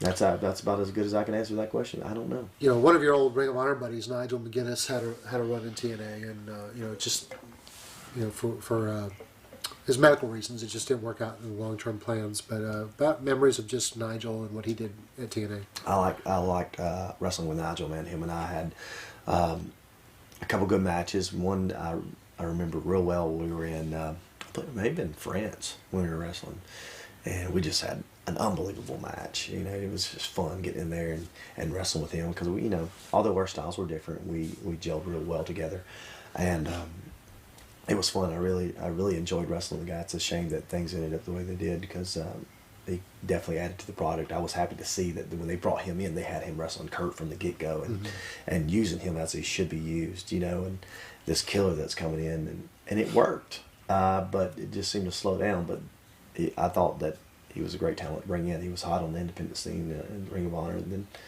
I think that's the way to go. Did you get a chance to see his documentary? No, I haven't. Do you know like maybe the story of Nigel and what he's been pushing this year is about eliminating blood from professional wrestling?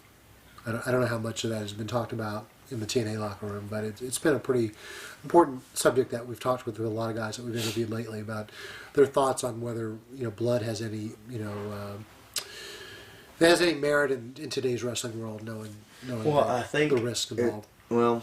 I think everybody has to be tested, obviously, you know. You know, as I finish this up, you know, that's what I'm going to go do so that I can work in different states, you know, get my blood work. But I think sometimes there is a time for blood. There is a time, you know, where the big mash, you know. But also sometimes you can't help when you bleed. You know, you get punched in the nose, you get busted open accidentally, you know, it happens. So it's going to happen. I just think the most important thing is people are getting out there and making sure they don't have hepatitis or AIDS. You know, that's important. But I think less is more. I'm sure you've been asked this a lot. Now,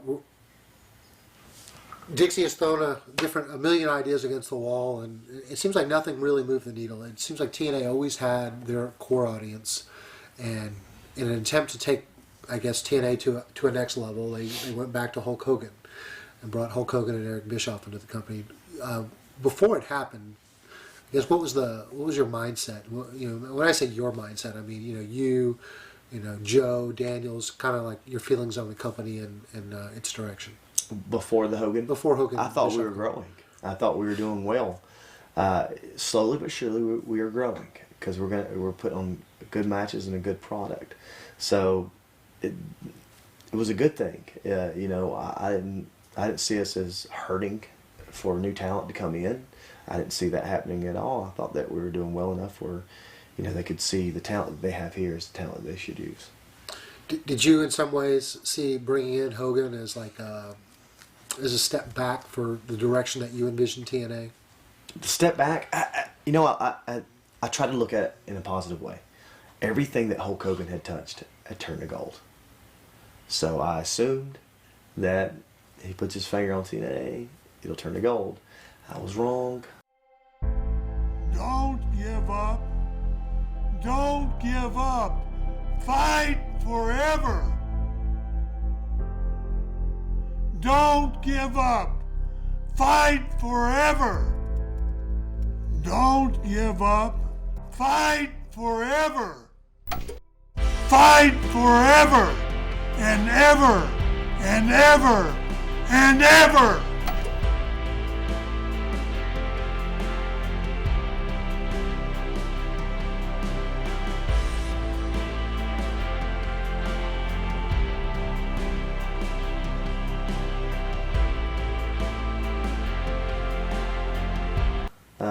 But truthfully now, looking back on it, and we have hindsight, did you really think when I think we needed him? No, did you think when he came in that he was going to turn it to gold? Did you really think he was going to be able to deliver? Well, I mean, I hoped. Well, we all hoped. But did you really think Hogan was going to make a difference?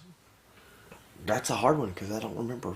I think just being so hopeful that he would, That was the only mindset that I had. You know, I mean, when you look at the ratings, that first show, he definitely popped a rating. For one or two shows. I think it was just one show, and then we didn't recover. Since then, we hadn't recovered since then. It was funny is that it seemed like the TV crowd could care less, but the crowd that was there who got to see Hulk Hogan, it was an explosion when he walked through the curtain. You know, like boom, oh Hulk Hogan, big deal. But it didn't translate to TV. People were like, "Oh, it's Hulk Hogan." Like it's almost like they didn't care. But if you were there at the live crowd, you know, it was an explosion. It's odd that. But his contract, you know, I mean, you know, his fees are his fees. I mean, he's, you know, there's wrestling and then there's Hulk Hogan. There's The Rock and there's Hulk Hogan. There's no doubt about it. Hulk Hogan, you know, is bigger than wrestling in some respects. But his contract didn't really provide him to being on the road with you guys. So, you know, other than being a TV asset, he couldn't deliver at the live venues because he wasn't there. And he couldn't wrestle. Right. You know, if I had been TNA, the main thing that Hulk Hogan would be, he would have been my advertisement. I would have sent him to towns that I was going to be in, and had him be his job. Because that's what I think. In the end, that's what he was being used for anyway. A lot of things promotional tool. Sure, and one of the things he's getting criticized for is when he did have an opportunity to do national interviews, he very rarely pushed TNA wrestling. He didn't say anything about him at all, I don't think. And I remember thinking, this guy, it pissed me off. You know, that I thought this is what he came there to do, and he didn't do any of it. It's like he could care less. And I mean, when they put him on television as announcing who he was, because I think they put him as a WWE superstar. Right. He said he was a TNA guy, and that bothered me. You know, I took pride in the product. I took pride in where I worked, and I wanted to see it succeed. And then but what's what we talked about before? Nobody went up to him and said, "Hey, next time you're on a freaking radio show, say something about TNA," or next time you do an interview, or hey, we need you in here. Oh, you know, because I believe there was one instance where he was supposed to go to New York and sign some action figures, something like that. It was promotional. Couldn't make it. But the next day he was somewhere else doing something, you know, because something unrelated to TNA. Yeah, but he said the reason why he couldn't go to New York was because of his back. But he was doing something that I'm like, but nobody would stand up and take responsibility, going, "Hey, you can't do that, dude." You know, I think that's what made me more angry than anything. Who should have been that person?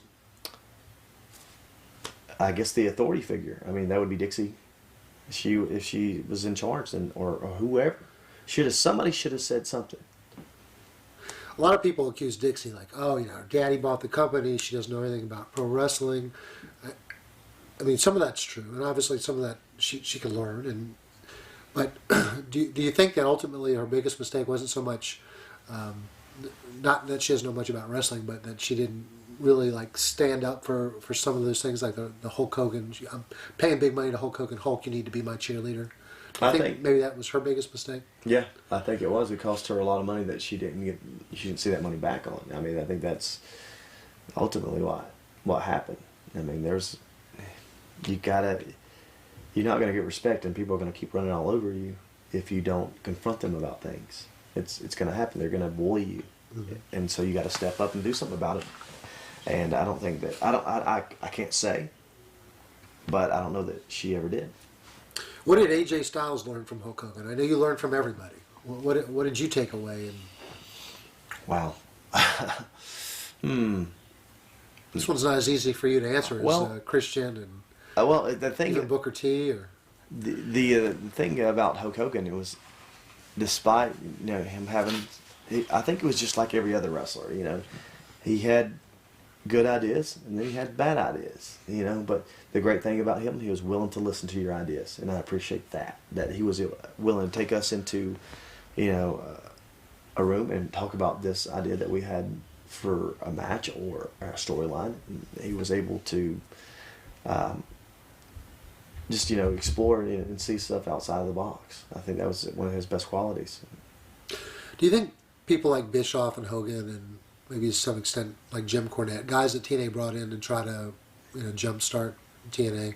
Do you think some of those guys, it's fairly to say that they've got like an older way of looking at things that just doesn't work with Sure. what TNA was trying to?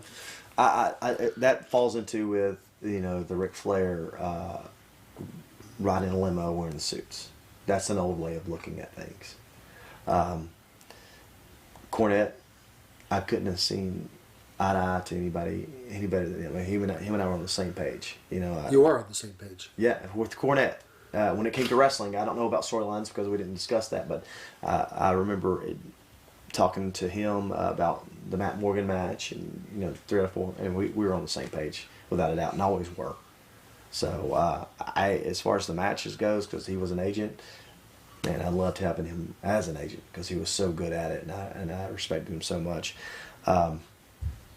But it's just sometimes it's an old way of thinking of things, and I'm going to have an old way of thinking of it too, and so are you, and anybody who's a wrestling fan. They're going to have different ways and different perspectives that we're going to look at a storyline and whatnot. But I think that the main thing is you got to try to see it differently, so that you can. I think the most important thing about wrestling is you got to get outside that wrestling box, and it's hard to do sometimes. But if you do, that's when things, big things happen. Getting outside that wrestling box, one of the things that Hulk Hogan tried to do to kind of maybe get outside that wrestling box, bring in Bubba the Love Sponge. That didn't work out too well. He got beat up by Kong. Again, I don't know. I mean, I'm sure Bubba has a lot of fans, but I don't see how he's reaching the millions of people all over the United States that we needed to reach. And definitely not overseas. It wasn't reaching anybody. So to me, that came across as just getting your buddy, and I'm sure it comes across as like that to a lot of guys on the roster, that, hey, you're just getting your buddy a job. Another big change that Hogan and Bischoff implemented was changing the 6-sided ring to a 4-sided ring. And I know physically, probably for your back and your long-term being, that was a positive change. But do you think that the 6-sided ring was one of the things that made TNA stand out? Absolutely. I hated the fact that they changed that ring. I hated it. It made us different. We were different than WWE, and I thought that was the most important thing. If we could be different, and give somebody a real alternative, then they're gonna, then they can make a conscious decision. Instead of watching wrestling, they're gonna watch TNA, because it was different. Wrestling was WWE, and then TNA was, or maybe the other way around. WWE was entertainment, and TNA was wrestling. Well, now that Hogan and Bischoff have left the company, is that something that you would think would be good for TNA to bring back the 6-sided ring? It's too late. Too late? It's too late. The only way that you're going to bring back that ring is pay-per-view. Because it's just one of those things where it was special, and then you took it away, and that's the end of it. I didn't realize how hard that 6-sided ring was. The squared ring was much easier on my body. So I wasn't as upset when I took my first bump in the squared ring. Right. Talk about some of the things that you've done in TNA that physically you probably regretted. Some of the things. And I'm taking a short-term regret, not long-term. I'm sure a lot of things you're going to talk about being long-term regrets. We think about like being choke slammed in glass. I remember one time it was kind of weird to see an AJ Styles choke slammed in glass. I don't really regret anything as far as taking bumps. I scared myself a couple times, but never I thought, that was stupid. I'm never doing that again. Even pissed off at myself. It's like, whoa, that was a close one. That's about as far as I go. But I think putting those bumps in, sometimes they didn't. Maybe as I look back, they didn't need to be in there. They didn't change anything. But there were some that were special moments. The Chris Sabin drop kick while I was hanging from the Ultimate X scared me to death because I didn't think I was going to make it. But it turned out to be one of those bumps that you'll never forget. And the only problem with that bump is I thought it was placed at the wrong time of the match. That's the only problem I have with it now. But I don't think anybody remembers it being in the wrong. It's like the Elix Skipper cage walk. It's one of those. Right. It's one of those moments you'll remember forever. Right. About TNA. One guy I want to talk about that you worked with, and you know, my opinion only, I didn't feel like he gave his best effort, was Rob Van Dam. Rob Van Dam came into TNA, and he had been off TV for a while, but he had a tremendous buzz behind him. TNA really, I thought, scored one with getting Rob Van Dam off the couch and putting him in a ring. And it didn't feel like we had the old Rob Van Dam in a TNA ring. Well, I don't know. I mean, this is the only Rob I knew. It was the one I was in the ring with, so I wouldn't know. But that, you know, I don't know that we're going in that direction, but I'm going to take it this way. You know, when Rob beat me for the world title, I thought that was wrong.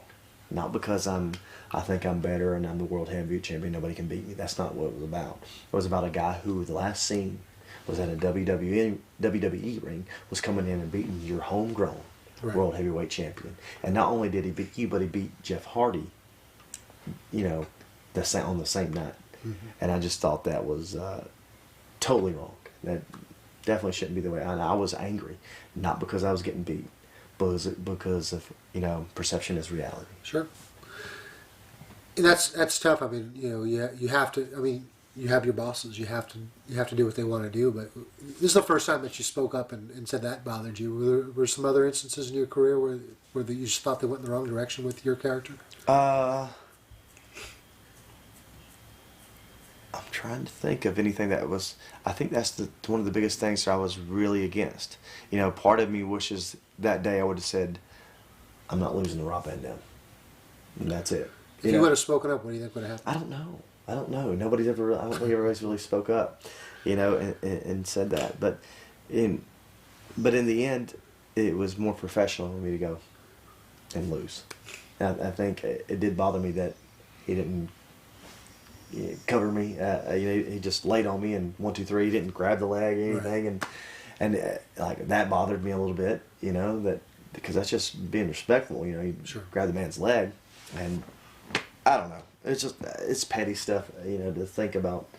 But well, it's not petty because those types of things are what shapes the audience's perception of the guys that they watch week in and week out. Right, but you know, the thing that they shaped that perception when they had him go over, regardless if he grabbed the leg or not. You know that he is better than, you know, he can sit at home for 2 years and be better than your best wrestler. That's what. Did it bother you as much when they didn't ask him to drop the belt before he decided to take a vacation? I believe they had Abyss kill him or something, didn't they? But he didn't lose the title though. Right. Doesn't bother me. I mean, that, you know, this is one of those stupid storylines where you guys thought that, you know, this guy is going to be your golden ticket, and it turns out he wasn't, and I think you ruined a good storyline. I was thinking that we could do something kind of like a Anderson Silva, you know, that he was a cocky, and he was very arrogant, but he was whooping guys, and that made you hate him worse. It was kind of like Mayweather, one of those guys, and you're just like, I just wish somebody would beat him. You know, that's why I wanted to go with that. Right. With the character, I just wish somebody would beat him, and then finally it happens, and it's the big payoff. But I don't think there was much of a payoff to Robbie. I mean, I'm probably wrong by saying that, but that's just probably my own ego speaking. Well, what do you think wrestling can learn from MMA? I mean, MMA right now is like the hot product, and it seems to be. Doesn't look like it's going to be a short-term fad like a lot of people thought. No, MMA's here to stay. There's no doubt about that. But I think we can bring some realism to, you know, what we're doing in the wrestling ring. Submissions are real. People can see them. They understand them now, you know, because of MMA. So are strikes. So you got to make, you know, I almost wish we'd go back to no punching, you know, or it's illegal to punch. But there's also some things that MMA's took from professional wrestling. Do I honestly think when these two guys are on the TV and they're cutting promos telling how much they don't like their opponent, do they really mean that? No way. They hug each other at the end of the match. Now, I know how this works, but it's all about selling, you know, the show. And one of the benefits for them is they get paid based on how many pay-per-view buys they do, so they have an incentive to really drum up business, whereas I think the way the contracts in wrestling are structured, not so much. Well, you know, somebody else is paid to come up with a storyline, But the thing about pro wrestling is we get to decide who's the champ and how long the champ stays that way. In MMA, everybody's got a punching chance. So you never know when, Brock Lesnar was a big deal for, almost a year, maybe a little bit over. And then it's like he got sick, and then after that, it just went downhill. But there's a lot of guys like that. You thought we're going to be up top, and the next thing you know, we get beat, and they're out. I mean, it's the last time you see them. That's the advantage that wrestling has on the MMA, is that we can decide how long somebody's going to have the title and who's going to beat who and make it entertaining. And then the reverse is you could get a guy like a Jay Lethal, who you thought he was going to be that one of those breakout stars, and then all of a sudden he's gone from the company. Doesn't make any sense.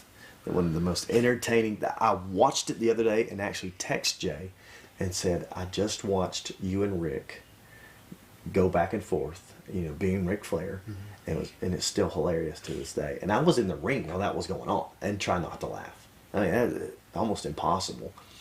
And I have no idea how that. I knew that when he was doing the Black Machismo, that it wasn't going to have legs, because you can't act like someone else and it's going to last. It doesn't happen.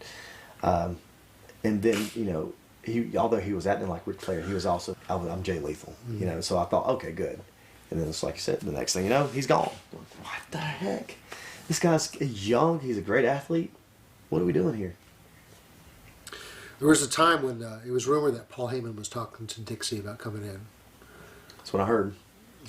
That's what I heard. I heard that he would need pretty much complete control over the story, I think. And that was a no-go. Do you think if that would have, do you think he would have been like the savior for TNA, or do you think that would have been a mistake for Dixie to make? Well, I think that, again, when you think outside the box, that's one thing that Paul Heyman did, and he took ECW from nothing to having a cult following to having characters that aided their how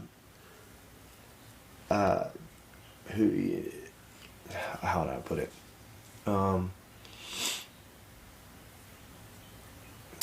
word just slipped my mind. But their weaknesses he hid, and their strengths he really put it out there, and that was to do that in professional wrestling is probably the most important thing you can do.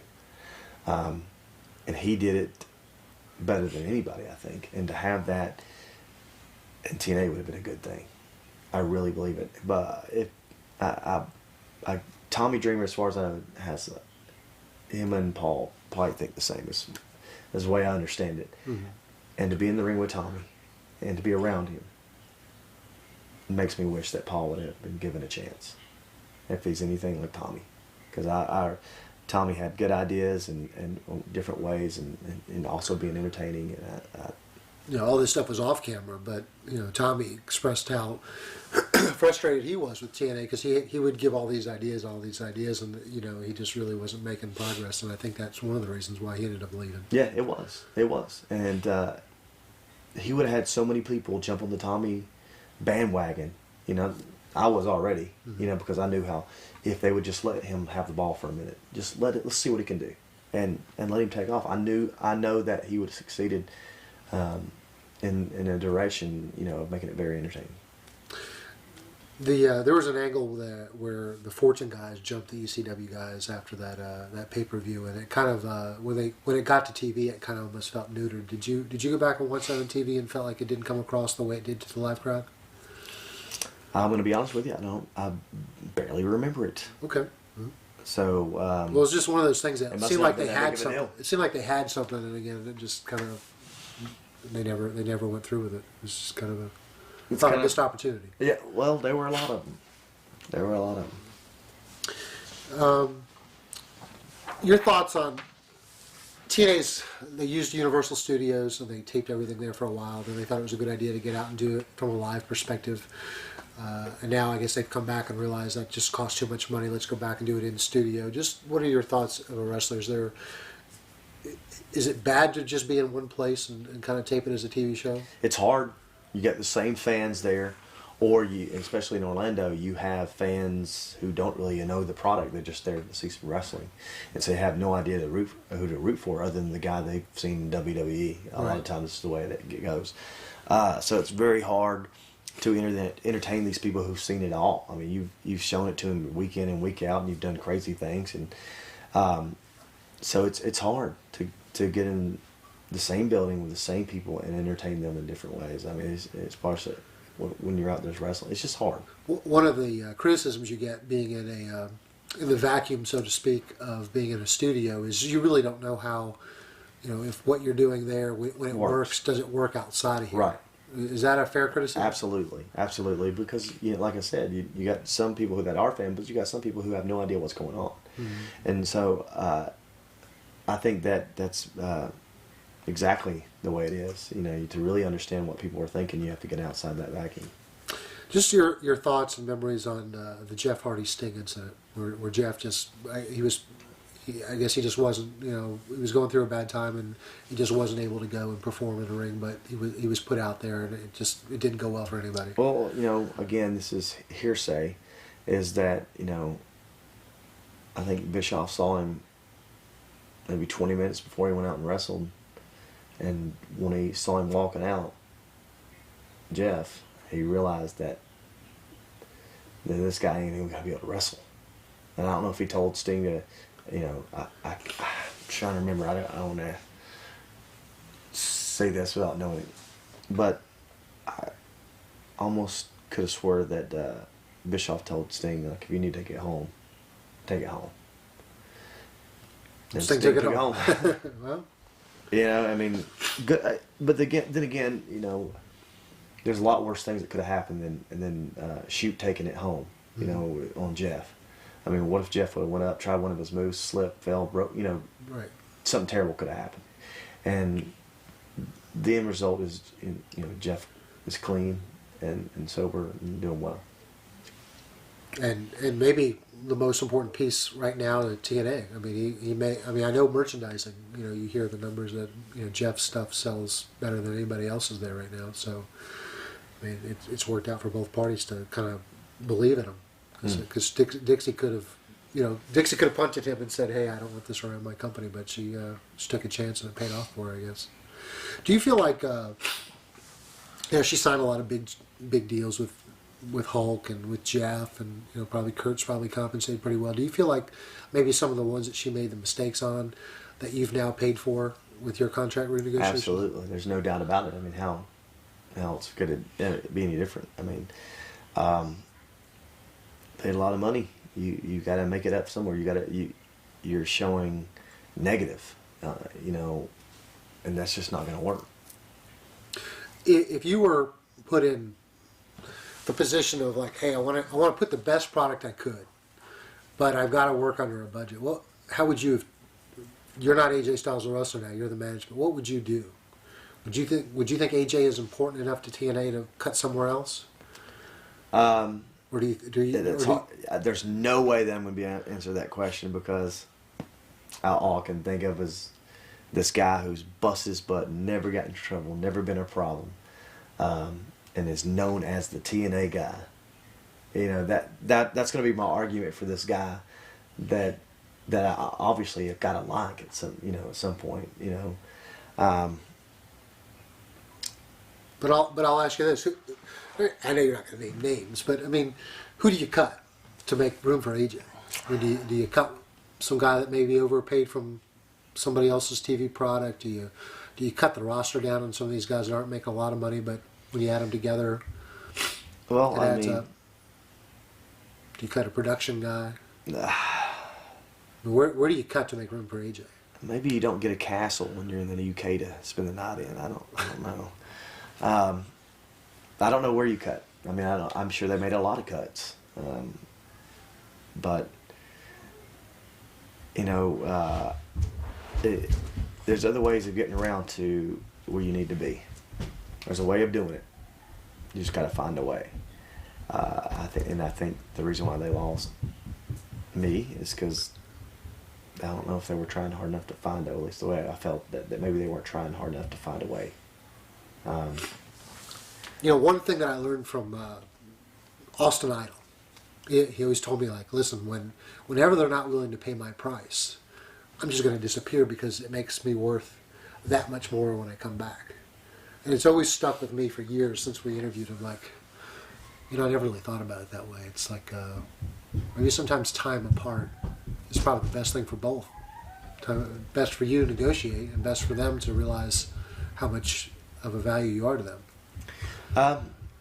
Maybe not. I mean, and by the time, maybe when they realize, if they realize, and they may not, that I'm somebody they need, it may be too late. I may be somewhere else. That's a fact. It's the risk you take. That's it, and I'm taking a risk too. I mean, I get hurt, I'm not getting paid, but no risk, no reward. It's one of those deals where I've got to take the opportunities that are right in front of me and weigh my options. A few more things, and most of these are questions that fans have put in there. I'm just gonna say Claire Lynch. Don't get me started on this chick. Listen. This could have turned out to be, I know it's going to sound crazy, could have turned out to be a great story. The stuff with Dixie and I was going great. We had you. The problem with Claire was never supposed to be a friend. She was supposed to be a niece. And the reason why this was all hidden from everybody, because we didn't want to make the company look bad. So, but she had to be part of that family. Well, I found out that they didn't want that, they didn't want Claire to be a Carter. Right. So the story is ruined. Okay. Right there. Second, Claire had to be hot. I'm talking about smoking hot. Where you go, if I were AJ Styles, I would have banged her too. That had to be it was so huge. That had to be it. Because you're going to believe it. There's no reason why she is smoking hot. Well, we know that didn't happen. She wasn't quite that smoking hot. I think she was. Yeah. And so it literally, when she came out, that was it. That was it. It screwed everything up. It could have been a great story. It could have been awesome. So, and I know people going, there's no way that could have been it. But if only I could have showed you what was in my brain. How should Vince Russo be remembered for what he did for TNA? As a guy, I think Vince should be remembered as a guy who tried his best, but in the end succumbed to pressure. I think when you're the head writer for so long, and you got everybody coming at you, Dixie, and all the wrestlers, it's going to eat you up and burn you out. And that's exactly what it did to him. And I almost, I feel sorry for him that he had to go through all that. And at the time I didn't see it because even I was angry with the stories that was coming up. But I really do think Vince tried his best. But in the end, it was too difficult. Do you think they handled the Jesse Neal release appropriately? Well, I've heard so many different things, and Jesse got an opportunity that normally people don't get because he wasn't experienced enough to be in the ring at that time. I didn't think he had very little experience, and I know he had problems with the military, and I appreciate everything he did, and I like Jesse. But I don't know if they were late on his payments. I don't know exactly the way that was going about. But I don't know exactly how it was handled. I just know that, I think he put too much faith in the wrestling that it was in without understanding it. And I understand wrestling because I did the independent thing. I know, how to do that, and it sucks sometimes. And you can't take, okay, I'm in TNA, I'm not going to work a real job or whatever. There was a lot of people that have worked a real job while working for TNA, and sometimes you have to do what you got to do to survive. And if they're not going to pay you eventually. I don't know if you're going to have to sue him or whatever. I don't know exactly what was his deal, but you can't be so prideful or to not get a job doing something else other than wrestling. I think that's where maybe as far as I know, he didn't have another job. I think that's where it really went downhill, is when you got to do what you got to do, man. Yeah, because there's other people that definitely did that. In the last couple of weeks, Jeff Jarrett has left the company. Does him not being part of TNA anymore affect in any way how you feel about TNA or your decision to return there? All right, I'll answer it with a question. If the man that put all his time, all his effort, even his money into a company is not willing, if they are going down, if the ship is sinking, if he's not going down with the ship, something's wrong. Something's bad wrong. It's a red flag. I'd be a liar if in these negotiations, when I saw that Jeff Jarrett was leaving, he was done, that I think that contributed to maybe me holding off. Because, this guy, I love TNA. Like, it was my baby. I didn't put my own money in it, but I put my body on the line for it. And I wanted to do everything I possibly could for it to survive, for it to make money. And I gotta believe that Jeff Jarrett probably loved that company as much as I did. So if he resigned, what's that saying? He's got more of an inside scoop than I've ever had. So what is going on up there that I don't know? It's definitely I would say, isn't that a red flag for anybody who was in my position? Could be. So it's hard. That's tough, and I respect Jeff enough to if this guy's getting out, something's going on. Do you feel in any way like you're kind of a flag bearer for some of the TNA originals that may be coming up for a contract renegotiation, that you have to hold firm that you're not worth less and you shouldn't be paying the penalty or the price for the mistakes they made, maybe investing or over-investing in some other names? Yeah, I think that a lot of them are going, well, if they didn't offer AJ, if they want to keep AJ, then what's coming at me? I'm sure a lot of them are thinking that, and I hope that they take care of them. I really do. But at the same time, you can't get bullied by them to push you in a contract that is terrible. And that's their job, that's what they're supposed to do. But you got to stand firm and say, we'll work together. We'll make this work, but you have to make it work. We have to work together, and it ain't gonna be one-sided. And a lot of times, it is very one-sided. I would say that contract, even though I was trying to work with TNA, that it was very, very one-sided. I was doing a lot of stuff to help them rather than the other way around. At what point did you know for sure you weren't going to be re-signing a deal?